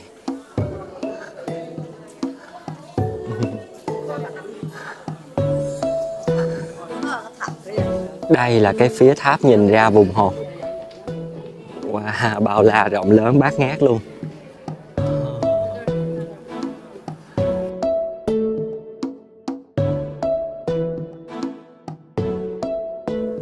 Bây giờ thì còn đâu đó 2-3 chỗ nữa mình muốn đi, mà một trong số đó là một cái con thuyền bằng đá mọi người. Đá hình như là đá cẩm thạch hay là đá xanh gì đó mà điêu khắc rất là đẹp. Nó mô phỏng theo một cái con thuyền của Pháp. Mình rất là muốn coi cái đó ở ngoài đời thật, tại vì cái đó kiểu giống như là cái biểu tượng thứ hai của Di Hòa Viên luôn á. Bây giờ đang nói nhỏ thôi, bây giờ đang là khoảng 5:10 mà mình thấy người ta vẫn đi về hướng đó, cho nên là mình bắt chước mình đi theo. Lố giờ rồi. Giờ đóng cửa hồi nãy mình nói đó mọi người, vào các tháng mùa thu, mùa đông thì là 5 giờ. Bây giờ là 5:10 rồi. Những cái khu trong này vẫn còn cho vô. Chắc người ta cho tới 6 giờ luôn quá. Ok, ráng đi cho hết. 2 ngày cuối cùng ở Bắc Kinh mình không có may mắn cho lắm là trời rất là mù. Nhưng mà bù lại 2 ngày đầu tiên khi mà đi tham quan Tử Cấm Thành với lại Vạn Lý Trường Thành đó, thì thời tiết rất là đẹp. Như mình có nói lúc nãy thì toàn bộ con thuyền này là một cái kiến trúc bằng đá nha mọi người. Bây giờ mình nhìn mình thấy nó giống như là đá hoa cương hơn là đá xanh. Và ở trên những cái cửa của nó thì có chạm khắc rất là nhiều hoa văn cũng như là kính màu, mô phỏng một cái con tàu của Pháp. Phần đầu thì hướng vào bên trong và phần đuôi thì hướng ra ngoài ha.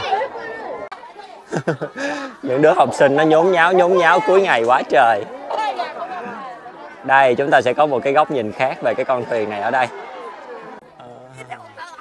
Nó rất là khác lạ so với tất cả những cái công trình ở trong Di Hòa Viên này. Như vậy là hoàn thành chỉ tiêu của ngày hôm nay. Tưởng đâu là miss cái con thuyền này rồi. Cuối cùng cũng đã đến được. Bằng một chút biện pháp gọi là tiểu xảo. Mình cũng đã đến được khu này. Bây giờ để mình đi vòng ở bên đây coi còn gì nữa không. Ni hao, hello. Mấy bé học sinh rất là thân thiện với người nước ngoài nha. Bye bye. À, ở hướng này vẫn có thể nhìn thấy được con tàu nè. Mình sẽ đi vô thêm. Đi cho tới chừng nào người ta đuổi ra thôi thì đuổi. Và mình thấy ở đằng kia có một cái thiết kế giống như là cái bánh xe nước và cái cầu thang. Chắc là để đi thuyền ra ngoài rồi leo lên trên cái thuyền bằng đá này. Đúng là một cái công trình kiến trúc rất là đặc biệt giữa lòng Di Hòa Viên rất Trung Hoa này. Ôi, những cái ngày trời trong mà hoàng hôn sẽ rất là đẹp luôn á. Hôm nay trời mù mà nó đã ánh lên cái ánh hoàng hôn như thế này rồi. Đây đúng là đi một vòng hồ học thêm một sàn khôn nè mọi người. Từ phía cái thuyền này thì mình có thể đi thẳng ra một cái là ra được cổng phía Bắc luôn. Cổng phía Bắc nó có tới 2 cổng rồi mọi người ơi. Một cái ở bên này gọi là North Albisius Gate. Còn ở bên kia là North Ballet Gate. Mọi người đừng có lên cái North Ballet Gate này nha, sẽ phải leo qua núi giống mình hồi nãy đó, rất là mệt. Tốt nhất là mọi người nên chọn đi cái hướng này, East Ballet Gate, là vô được ngay cái lâm viên ha. Sau đó là đi cái vòng hồ, rồi đi ra thẳng cái hướng ra đằng kia.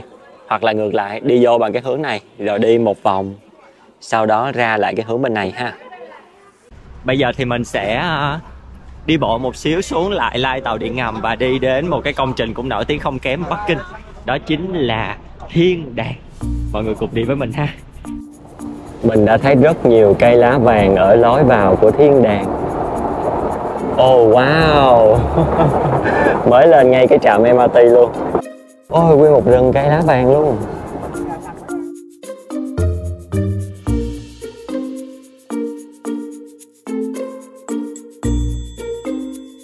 Về việc mua vé vào Thiên Đàng thì cũng rất là đơn giản ha. Mọi người có thể chọn cách là mua tại quầy khi đã đến đây, nếu như mọi người không có ngại xếp hàng. Còn nếu như mọi người ngại xếp hàng và ngại giao tiếp giống như mình thì có thể mua ở trên WeChat. Thì cũng giống như là mua vé ở những chỗ khác, mọi người mở WeChat lên, copy cái tên tiếng Hoa của cái khu vực Thiên Đàng này. Mình sẽ để bên dưới phần bình luận cho mọi người ha. Vào cái phần tìm kiếm, sau đó bấm vào cái official account của họ. Sau đó thì mọi người sẽ phải chọn cái loại giấy tờ nào mà mọi người có để mua vé. Thì mình sẽ chọn vào cái khung chính giữa, tức là mua vé bằng hộ chiếu. Và ở dưới thì nó sẽ có 3 loại vé để cho mọi người chọn. Loại vé số 1 mà nó mặc định để sẵn á, là vé bao gồm cái khu vực cổng vào nè, với lại các cái công trình kiến trúc bên trong. Còn nếu như mọi người muốn mua lẻ không cái vé cổng vào á, thì mọi người chọn cái ở bên phía tay phải. Và nếu như muốn mua lẻ không các cái khu tham quan thì chọn cái ở dưới ha. Lúc đầu thì mình đã bị mua vé sai là mình đã chọn cái ở dưới. Nó chỉ có 20 tệ thôi mọi người. Nhưng mà khi đến đây thì các bạn chỉ mình là nên chọn cái đầu tiên là sẽ bao gồm cái vé vào cổng và tham quan tất cả các công trình luôn. Thì sẽ là 28 tệ. Hơn là cái vé mình mua sai có thể hủy được và sẽ được trả lại tiền ha. Sau khi mua vé rồi thì khi đến cổng mọi người show cái mã QR code ra thì nhân viên sẽ cho mọi người vào.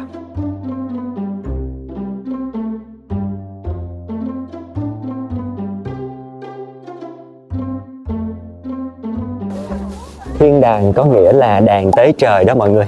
Chữ đàng mình đọc theo kiểu miền Nam thì giống như có G nhưng mà thực chất nó là AN nha mọi người, đàn nha. Thiên Đàng đó. Tên đúng của nó phát âm chính xác là như vậy ha.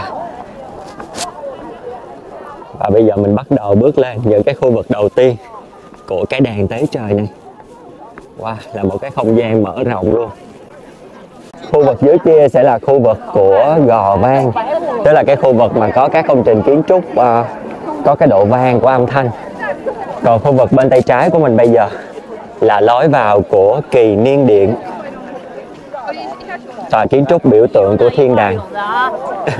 Cứ phát âm Thiên Đàng nghe giống như là thiên đàng ở trên trời vậy đó. Rồi bây giờ vô đây nha. Khu vực này thì gọi là The Horn of Prayer for Good Harvest. Mình tạm dịch là đàn cầu cho mùa màng bội thu nha. Tạm dịch như vậy không biết có đúng không. Và nếu như mọi người mua vé đã bao gồm rồi thì mới vào được nha mọi người. Còn nếu như mọi người chỉ mua vé cổng thôi thì sẽ đi tham quan được cái khu vực công viên lúc nãy thôi đó. Bây giờ thì mình sẽ tiến vào cái công trình kiến trúc mà mình mong chờ bấy lâu nay để được nhìn thấy. Có 3 cổng ở phía trước, cổng ở giữa thì đã bị đóng lại. Mình nghĩ là cái cổng đó xưa kia sẽ dành cho vua chúa đi. Còn 2 cổng hai bên đang là cổng ra và cổng vào nè. Khá là hồi hộp để được nhìn thấy cái Kỳ Niên Điện này bằng mắt thực. Kỳ Niên Điện này cũng chính là cái tòa kiến trúc mang tính chất biểu tượng của toàn bộ cái khu vực Thiên Đàng này mọi người ha. Wow, cái cổng đẹp quá.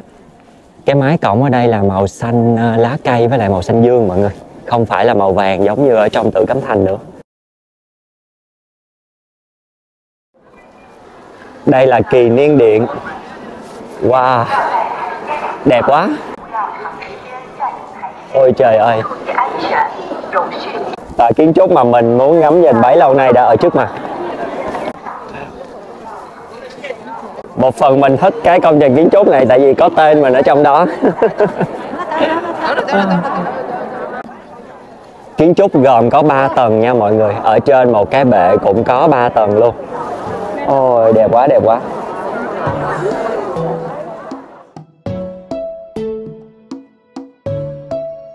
Công trình này thì đã được xây dựng từ những năm 1420. Tới thời điểm hiện tại thì tuổi đời đã lên tới 600 tuổi và được công nhận là di sản thế giới luôn ha mọi người.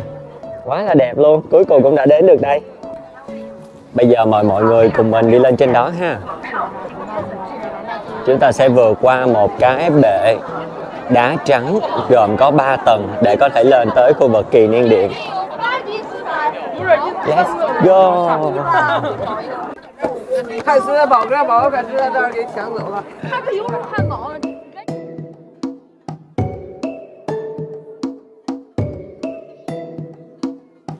Để mình đi vô trong đó xem có gì, người ta mua rất đông luôn. Đây là một cái ngôi điện gần như là rộng đó mọi người, và thiết kế đó kiểu giống như là xuyên thẳng lên trời, mang ý nghĩa là đi vào không trung. Có những cái cột rất cao và được trang trí tinh xảo. Ở phía trên cùng là họa tiết mái được trang trí chủ yếu là màu xanh dương, rất là đẹp luôn. Và khi chúng ta nhìn lại ở phía dưới này thì sẽ thấy các cái khu vực làm lễ tế trời. Cái bục đó mình nghĩ sẽ dành cho vua đây. Rất là nhiều những cái vật dụng để cúng tế ở bên trong đó. Cái tòa tháp Kỳ Niên Điện này thì có thiết kế 3 tầng như mọi người có thể thấy ở đây. Và mỗi tầng đều được lợp cái ngói màu xanh dương, rất là khác biệt với lại cái màu ngói ở trong Tử Cấm Thành luôn ha. Nó sẽ tượng trưng cho bầu trời.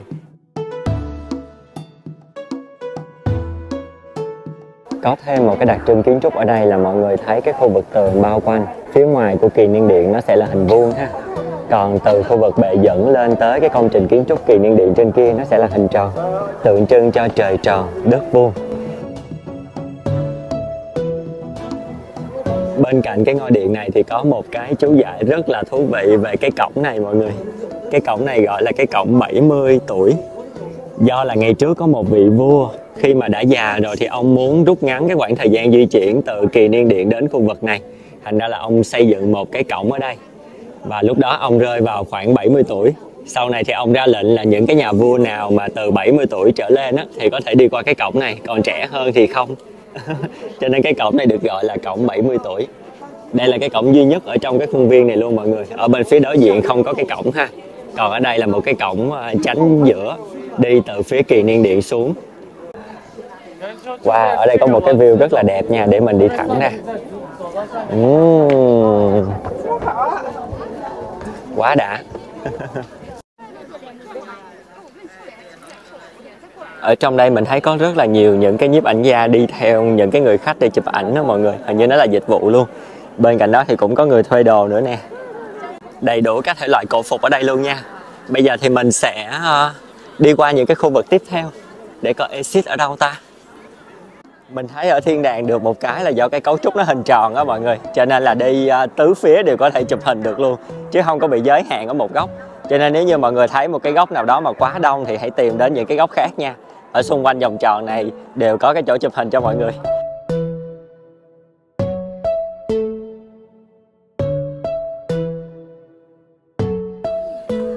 Đây là khu vực bức tường vọng âm và ở bên trong đó cũng có một cái công trình kiến trúc gọi là Hoàng Khung Vũ mọi người ha.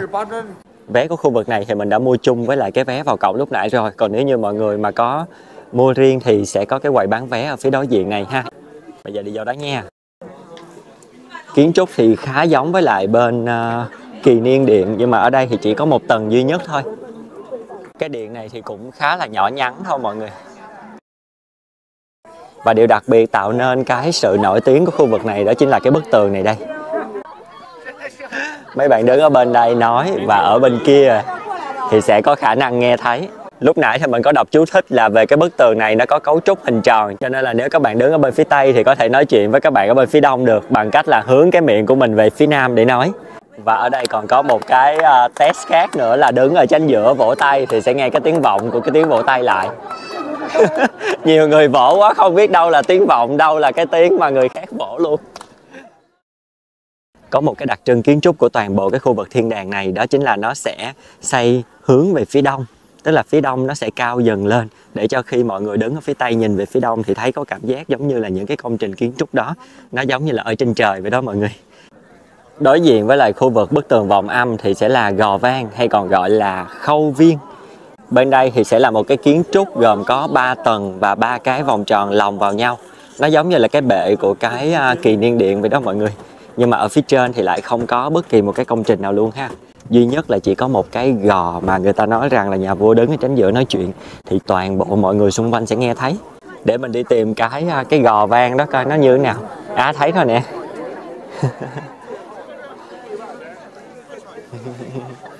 Ở trong đó thì sẽ có một cái phiến đá nó hơi nổi lên trên. Nó hình tròn và nó nổi lên trên.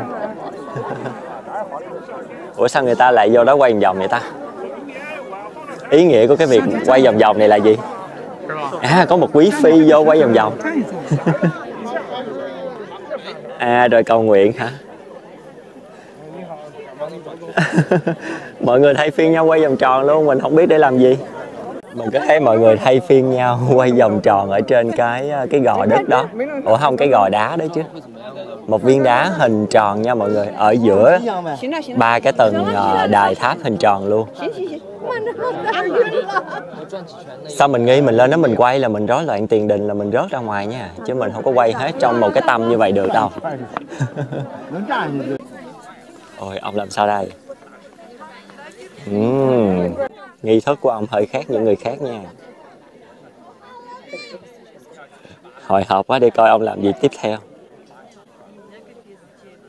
Rồi đừng để cho người ta biết hành động tiếp theo của mình là gì luôn rồi. Mình đã tìm ra được ý nghĩa của cái viên đá đó. Nó gọi là viên đá trung tâm thiên đường. Và khi mọi người đếm thì nó sẽ có cái vòng. Những cái vòng tròn ở ngoài này tổng cộng sẽ có 9 vòng ở trên cái tầng đầu tiên này ha. Thì từ cái viên đá đó giống như là nó là trung tâm á mọi người, nó tỏa ra những cái vòng tròn. Trên tầng đầu tiên này sẽ là 9 vòng. Sau đó nhìn xuống dưới này cũng sẽ có những cái viên đá lát theo hình vòng tròn luôn, cũng là 9 vòng thì là 18, xuống tới tầng thứ 3 là 27. Và người ta nói rằng là có tổng cộng là 9 tầng, nhưng mà mình không biết 9 tầng là 9 tầng ở đâu nữa. Nếu mà có 9 tầng như vậy thì tổng cộng sẽ là 81. Đó là con số liên tiếp của những con số 9 á, một con số cực dương ha. Và cái ý nghĩa cuối cùng của cái gò vang này là khi chúng ta đứng vào cái viên đá trung tâm thiên đàng đó thì cái lời nói của chúng ta nó sẽ rất là vang dội. Giống như là nó có một cái sự khuếch tán, đúng không mọi người? Cái kiến trúc nó xây dựng giống như là cái sự khuếch tán của âm thanh đó. Một viên đá mà mọi người thảy xuống cái mặt hồ là nó có những cái tầng sóng lan tròn nó vang ra. Thì mình thấy cái kiến trúc ở đây họ làm cũng giống như vậy. Khá là hay. Còn cái ý nghĩa của cái việc quay vòng vòng ở trên đó thì không biết là cái gì nha. Chắc là truyền thuyết đô thị nữa rồi. Và cũng giống như ở trong Tử Cấm Thành thì mỗi tầng của cái khu vực khâu viên này đều có cái hệ thống thoát nước riêng. Và mỗi cái hệ thống thoát nước thì sẽ xây dựng thành đầu của một cái con rồng như thế này. Có rất là nhiều con rồng ở đây luôn.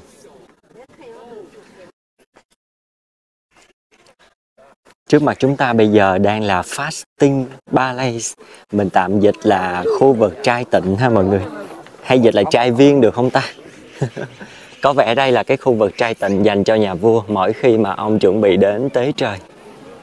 Khu vực này thì có đến 2-3 lớp cửa để chúng ta phải đi qua. Và các cái cây cầu ở đây giống như là phiên bản thu nhỏ của cây cầu Kim Thủy ở trong Tử Cấm Thành mà mình có quay cho mọi người ở các tập trước. Những cái khuôn viên ở đây là khu vực nào cũng rộng lớn hết trơn. Đi tốn rất là nhiều thời gian nha. Bây giờ đang là khoảng đâu đó gần 1 giờ rồi, là mình ở trong đây chắc cũng khoảng 2-3 tiếng rồi đó. Đi chỗ nào cũng 2-3 tiếng hết. Làm trễ là chỉnh cho mọi người. Ở ngay khu vực trung tâm của Fasting Palace sẽ có một cái khu điện gọi là điện vô xà mọi người. Điện vô xà có nghĩa là ở trong cái khu điện này không có bất kỳ một cái cột chống đỡ cái trần nhà nào hết. Và ở trên trần cũng không có bất kỳ một cái thanh xà ngang nào hết luôn.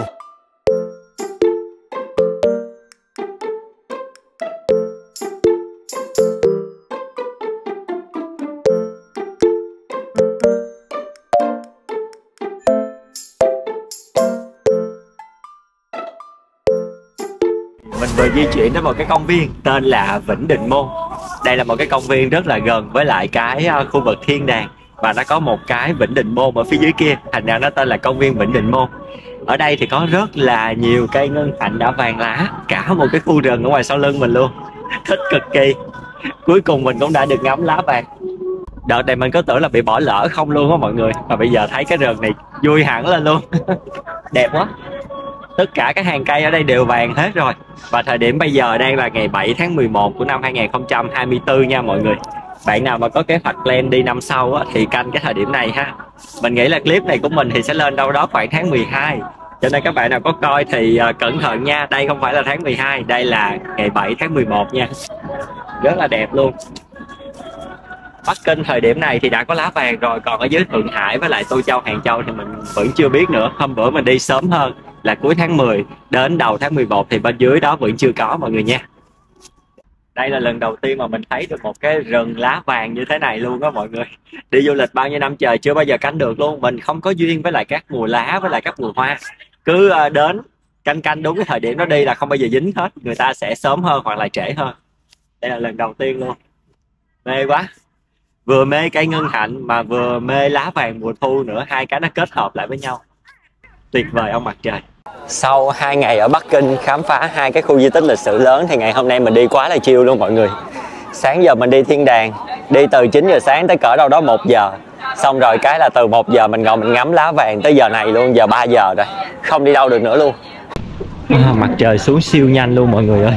Mới đi có chút xíu mà mặt trời xuống mất tiêu rồi. Khu vực Cảnh Sơn này là leo núi nha mọi người. Leo dốc lên trên cũng hơi mệt nha. Cho nên các bạn nào có muốn ngắm Tử Cấm Thành vào hoàng hôn thì nhớ đi vào buổi sớm sớm một xíu. Chắc mọi người đến đây cỡ 3 rưỡi 4 giờ là ok. Tình hình hiện tại ở trên Cảnh Sơn đang rất là tình hình. Hôm nay hoàng hôn không được đẹp nhưng mà vẫn rất đông nha. Không sao, mình không thấy được nhưng mình sẽ để cho mọi người thấy. Mình sẽ lấy cây gậy selfie ra, mình đưa ra ngoài. Đây, mình sẽ cho mọi người ngắm toàn cảnh nha. Mọi người ở trên đó ổn không? Wow, cũng thấy được cảnh tạm tạm nè mọi người, cũng ok quá ha. Trời hơi mù thôi nhưng mà rất là đẹp. Mình vẫn có thể nhớ được một số vị trí ở trong Tử Cấm Thành. Đầu tiên là về cái cổng thành gần nhất mà chúng ta nhìn thấy ở đây ha. Nó là Thần Vũ Môn. Sau đó đi vô khu vực bên trong đó sẽ là khu vực hậu cung. Đi qua tiếp khu vực hậu cung sẽ là Điện Thái Hòa. Và đi qua tuốt ở đằng kia luôn thì sẽ là cổng Ngọ Môn.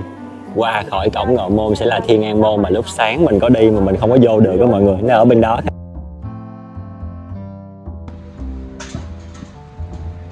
Tự nhiên lạnh ngang mọi người ơi. Lạnh quá trời lạnh luôn. Cái khu Cảnh Sơn này nó mở cửa tới 8 giờ tối rồi nha mọi người. Cho nên bạn nào muốn leo núi đêm thì cũng có thể thử thách nha.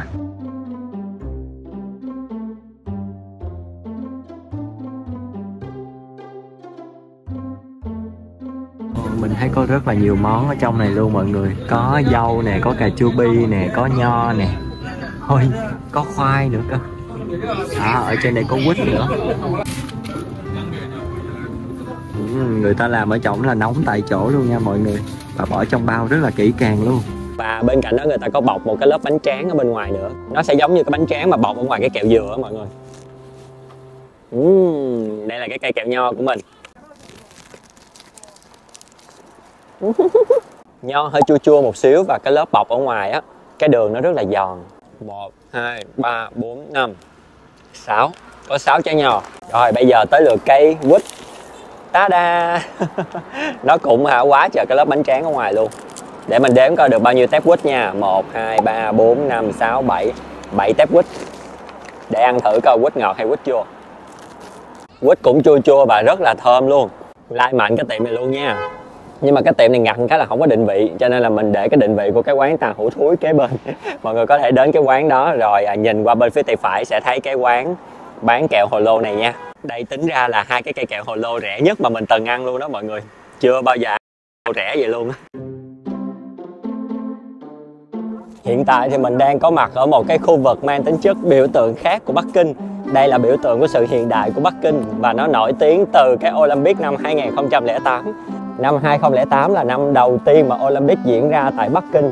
Ở thời điểm đó họ xây dựng rất là nhiều những cái công trình mang tính chất biểu tượng đến tận thời điểm hiện tại luôn. Một trong số đó là cái sân vận động Tổ Chim này. Thời điểm đó mình nhìn một cái là mình bị ấn tượng cho tới tận bây giờ luôn. Thành ra bây giờ có cơ hội tới Bắc Kinh là mình phải đi tìm cái sân vận động này để mình coi. Sân vận động Tổ Chim đang ở trước mặt chúng ta rồi nè mọi người. Cuối cùng mình cũng đã tới được chỗ này. Cái kiến trúc bao bên ngoài là nó đan vào nhau giống như hình một cái tổ chim vậy đó mọi người. Còn bên trong là cả một cái sân vận động rất là rộng lớn nha. Phía sau lưng mình bây giờ là nơi diễn ra lễ khai mạc của Olympic 2008. Lễ khai mạc đó thì được đạo diễn bởi Trương Nghệ Mưu, là một trong những cái đạo diễn rất là nổi tiếng của Trung Quốc. Xem mà nổi hết da gà luôn mọi người. Ai chưa coi thì mình để một vài cái suột ở đây cho mọi người coi ha. For 7 years of planning, Beijing was set for a spectacle on the Olympic green, with fireworks illuminating the stadium and the Beijing sky. The countdown was on. Counted it down for the opening ceremonies and festivities to begin. These drummers mark the beginning of the atmosphere and the using thousands of performers, chronicling the process, the invention of gunpowder. Here, a reenactment of typesetting. One would think it was all mechanically operated, but it turns out it was human operated to the delight of the people in the stadium.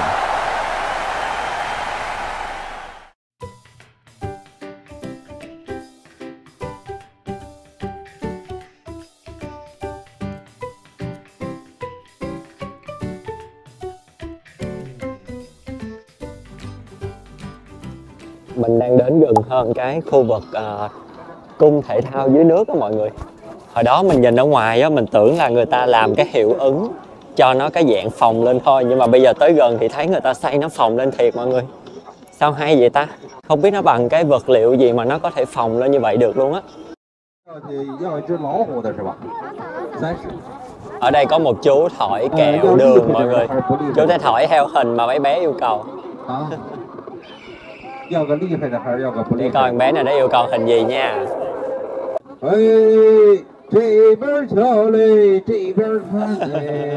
Đó, chú đang nặng cái kẹo đường mọi người ha. Hình như là con cọp thì phải nghe cái gì đó lão hổ. Ồ, cái đó thổi mọi người ơi. Thổi cái nó phồng lên. Hay vậy ta. Wow. Ôi sao làm được cái ống thổi đó hay vậy? Dễ thương quá vậy.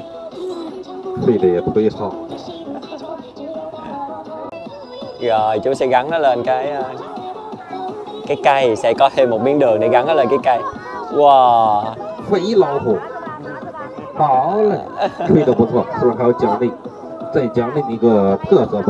Chú làm một con khác nữa mọi người.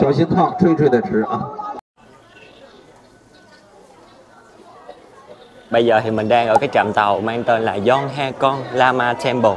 Lama Temple tức là chùa Tây Tạng mọi người ha.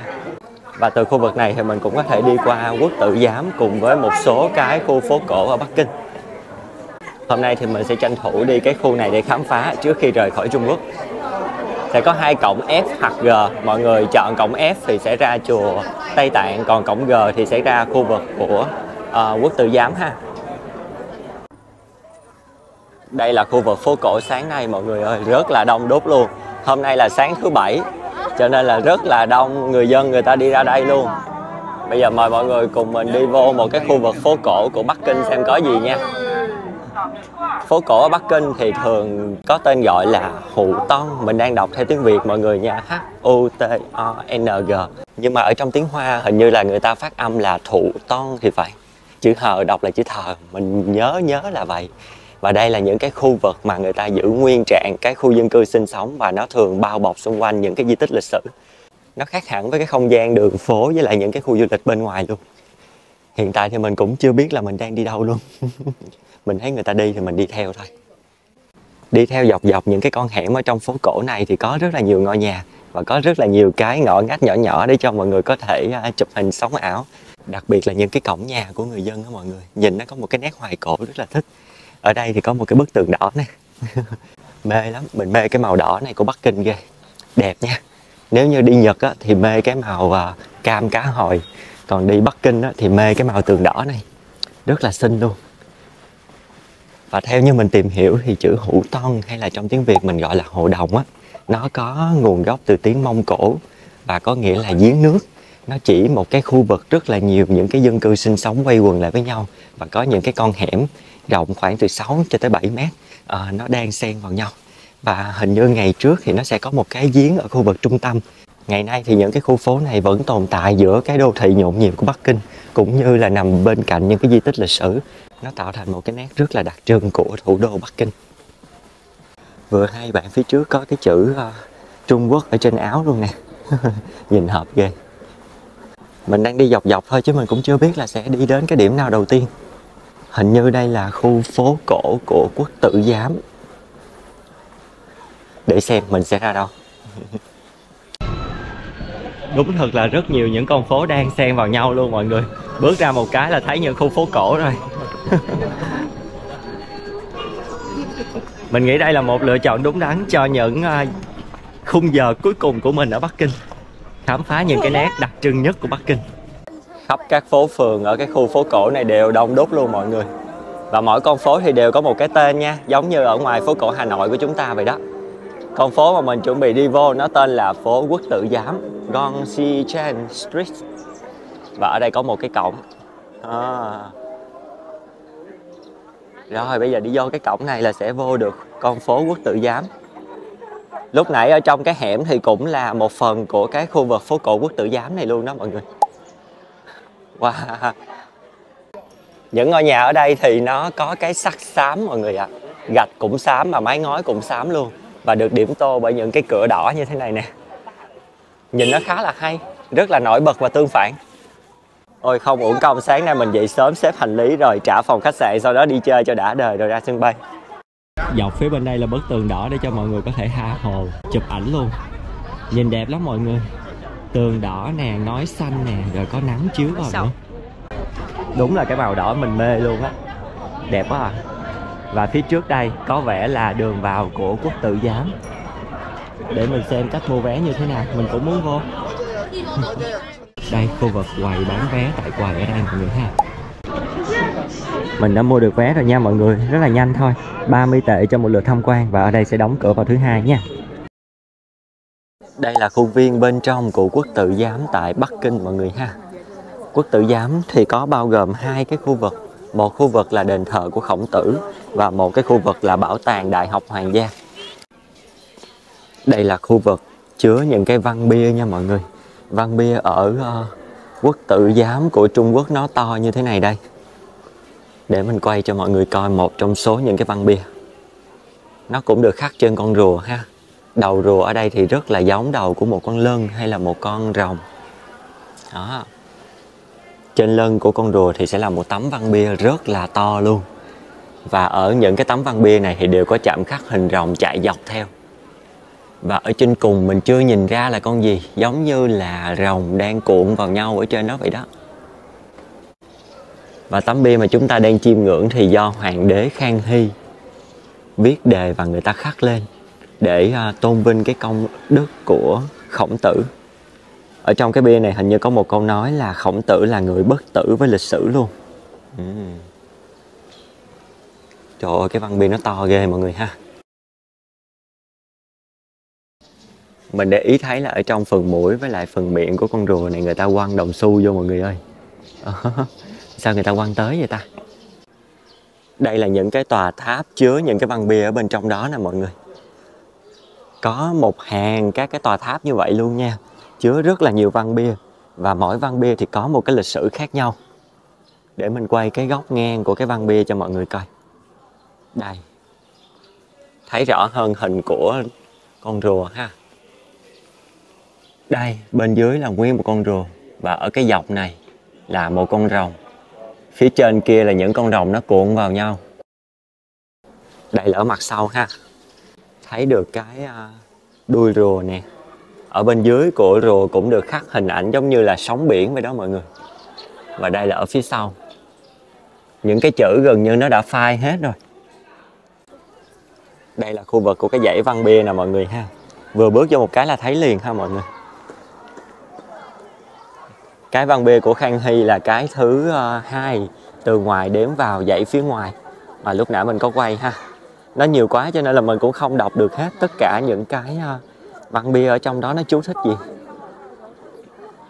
Và bây giờ sẽ là khu vực điện chính. Có một bức phù điêu bằng đá ở đây. Rất là to luôn. Ôi đây là một trong những cái công trình đầu tiên ở Bắc Kinh mà mình được bước vào cái khu điện chính luôn mọi người. Cái điện rất là rộng luôn nha. Ở bên đây thì có những cái bài vị và hương án. Và ở đây có 2 cái vật. Hình như là con trâu. Không phải con trâu, để mình nhìn kỹ lại coi. Con cừu. Với lại cái con bên đây là con heo. Con heo và con cừu đang chầu một cái bài vị nào đó. Và người ta bỏ rất nhiều tiền vào bên trong đó luôn mọi người. Ồ, lạ quá. Bạn nào có biết cái này là cái gì có thể giải thích giúp mình nha. Một cái góc thật là đẹp giữa những hàng bia đá. Đây là hàng bia đá ở bên phía tay trái khi bước vào cổng mọi người ha. Giống như mình nói lúc nãy, bên đây cũng có 6 cái bia đá. Cũng rất to và nó nằm ở trong những cái tháp này. Ở cái lối ra của cái khu Văn Bia này thì có ai đó người ta gom lá để tạo thành một cái vòng. Rất là đẹp mọi người, có số 2024. Không biết chữ chính giữa là chữ gì, mình nghĩ sẽ liên quan tới việc học hành hay gì đó.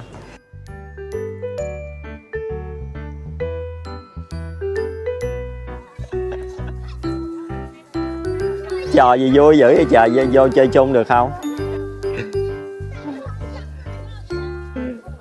Chọi lá mà như chọi tuyết vậy đó mọi người, cưng ghê. Dễ thương. Chọi lá thôi nha mấy đứa, đừng có hốt đất hốt cát gì chọi vô mặt bạn nha. Rồi cái đầu cát không là có thiệt nha. Ôi trời đất ơi.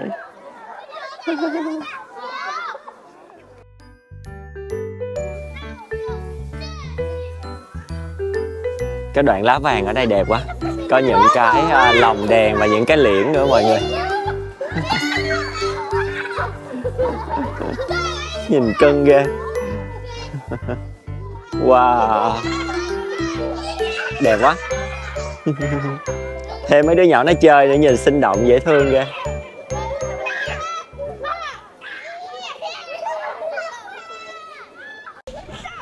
Những khoảnh khắc quá là đẹp vào những giờ cuối cùng ở Bắc Kinh.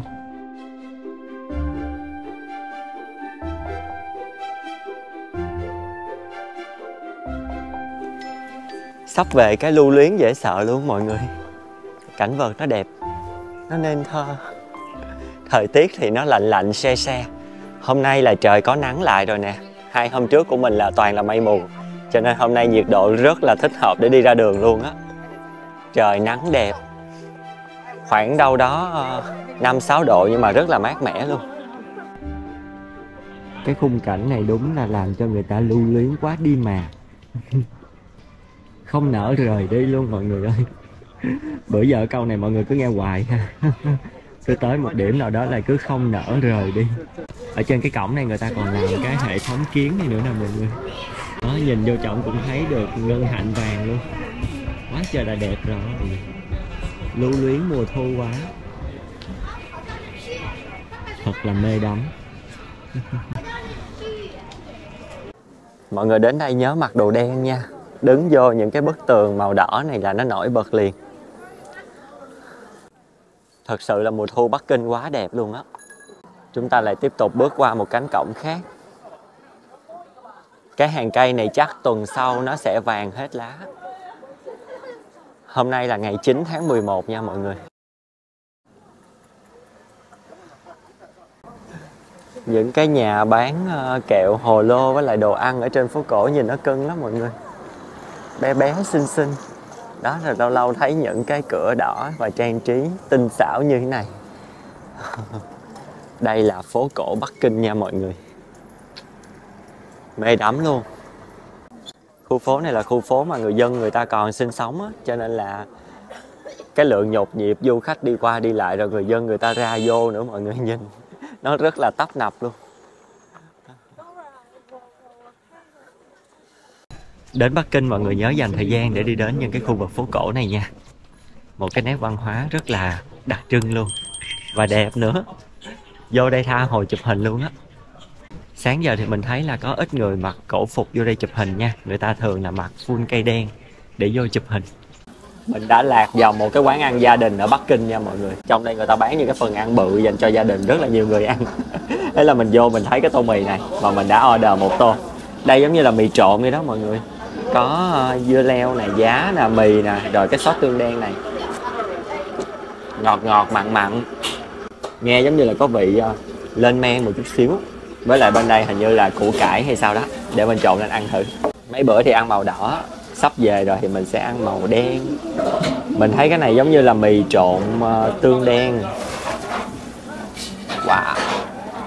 Có một chú ngồi kế bên mình dít qua đây rồi chú. Rồi. Thật ra là cái mì sốt tương đen ở bên Hàn Quốc á, nó cũng có nguồn gốc của Trung Quốc thôi. Đúng là mì tương đen rồi, thơm quá. Phải trộn rất là cẩn thận luôn, sợ văng vô quần áo quá nè. Hấp dẫn rồi nè mọi người ơi. Một tô chà bá lửa luôn. Mời mọi người nha. Cái vị của nó nhạt hơn cái vị mì tương đen Hàn Quốc mình hay ăn đó mọi người. Ôi ngon nha mọi người. Mình chỉ ước gì nó có thêm thịt thôi. Trong cái sốt nó có một ít mỡ heo mọi người.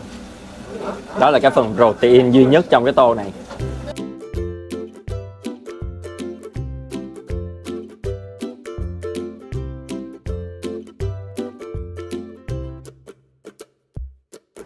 Bây giờ thì mình đang đi vào một cái khu vực phố cổ khác tên là Ngũ Đạo Doanh.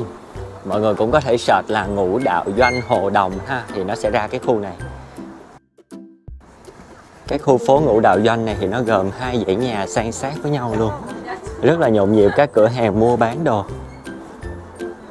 Có nhiều nhà có những cái dây leo nó leo lên tường rồi nó bắt ngang trong hẻm luôn mọi người, nhìn đẹp ha. Phía trước nè. Xinh quá. Ở đây là cái quán cà phê Turkish Coffee, cà phê của người Thổ Nhĩ Kỳ. Bên đây còn có Argentina Meti nữa nè. Đây là những cái cây thiệt á mọi người, không phải cây giả đâu. Đẹp quá. Wow, cái khu Ngũ Đạo Doanh Hồ Đồng này đông ghê. Cho nó đông hơn cái phố mà hồi nãy là mình đi lại gì quên mất tiêu rồi. Mới đi xong cái quên liền luôn, xóa ký ức liền luôn. Quốc Tử Giám mọi người. Wow, đông vui ghê. Hồi nãy là mình định đi về rồi đó, cái tự nhiên mình ghé ra gần trạm MRT thì mình thấy cái khu phố này. Mình có để cái tên của cái khu phố này trong cái list mình muốn đi, nhưng mà mình không nhớ là nó ở đâu. Thì ra là nó nằm cạnh ở bên cái khu Quốc Tử Giám, cũng rất là dễ tìm luôn. Nhiều cửa hàng đẹp quá mọi người ơi. Mà mình không còn thời gian để chụp hình thêm nữa. Mình đi lướt lướt thôi. Phải tranh thủ về khách sạn lấy hành lý còn đi ra sân bay nữa.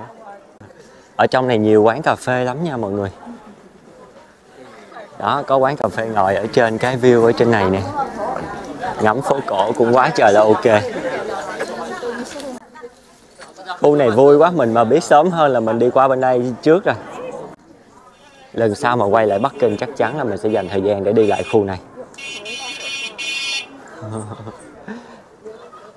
Chật chội, đông đúc và rất là nhộn nhịp.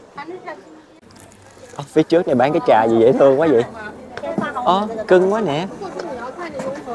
Ôi trời ơi, nó có mấy cái con topping ở trên.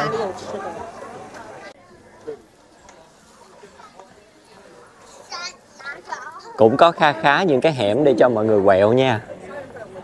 Đó, quẹo vô những cái hẻm đứng chụp hình rồi đó.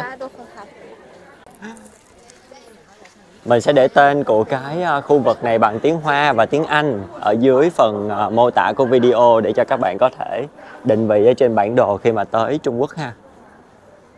Từ khi mình ăn xong cái tô mì trộn tương đen xong, mình ra đường mình thấy quá trời quán bán cái món đó luôn mọi người. Có vẻ món đó là một trong những cái món đặc trưng của Bắc Kinh nhỉ. Thấy người ta bán nhiều nha. Hồi nãy cái quán đó làm rất là ngon luôn. Phía cuối của cái phố cổ thì cũng là chùa Tây Tạng ở phía bên kia luôn mọi người ơi. Và ngay đây cũng là cái trạm metro mà lúc sáng mình lên đó mọi người. Yonghakong Lama Temple ha. Lưu luyến thật sự luôn, không muốn về luôn đó. Nhưng mà chuyến bay đã ở trước mắt rồi, bây giờ mình phải đi về lại khách sạn, kéo vali để ra sân bay. Chào tạm biệt Bắc Kinh. Mình sẽ gặp lại Bắc Kinh trong một ngày gần nhất. Hy vọng là vào mùa đông này có một cái dịp nào đó may mắn mình sẽ quay lại. Còn nếu như không thì mình sẽ quay lại vào năm sau. Lưu luyến một chút mùa thu cuối cùng ở phía bên kia đường, trong khu vực chùa Tây Tạng. Quá là đẹp. Hẹn gặp mọi người lát nữa, khi ra sân bay có thêm cái gì hay thì mình sẽ quay tiếp cho mọi người coi ha. Đây ha, mình vừa transfer từ line số 10 là metro trong trung tâm thành phố đến với cái trạm giao của cái line sân bay này ở San Yuan Chang. Bây giờ thì mình sẽ đi cái line này đến Terminal 2. Đây, cái sân bay hôm nay mình tên là Capital International Airport mọi người ha. Ở Bắc Kinh thì có thêm một cái sân bay tên là Daxing. Đó, hai cái khác nhau nha, mọi người có mua vé thì nhớ cẩn thận kiểm tra. Tàu này sẽ chạy vô Terminal 3 trước, sau đó chạy ngược ra và qua Terminal 2. Cho nên bạn nào có đi Terminal 2 thì đừng có hoang mang nha.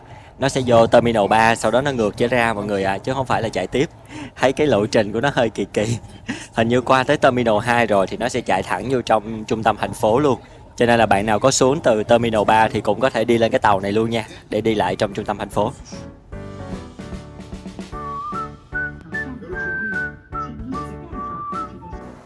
Mình đã đến được với Terminal 2 của sân bay quốc tế Bắc Kinh mọi người ha. Beijing Capital Airport. Bây giờ thì mình sẽ đi vô ga để chuẩn bị check-in. Cái sân bay này không biết sao bữa nay nó vắng que hả mọi người ơi. Cái sân bay vắng nhất mà mình từng đi luôn á. Sân bay thủ đô Bắc Kinh mà lạ ha. Chắc là người ta thường đi ở bên Daxing nhiều hơn, chứ bên đây không thấy ai luôn, vắng que luôn. Ladies and gentlemen, welcome aboard Hainan Airlines for your boarding pass carefully.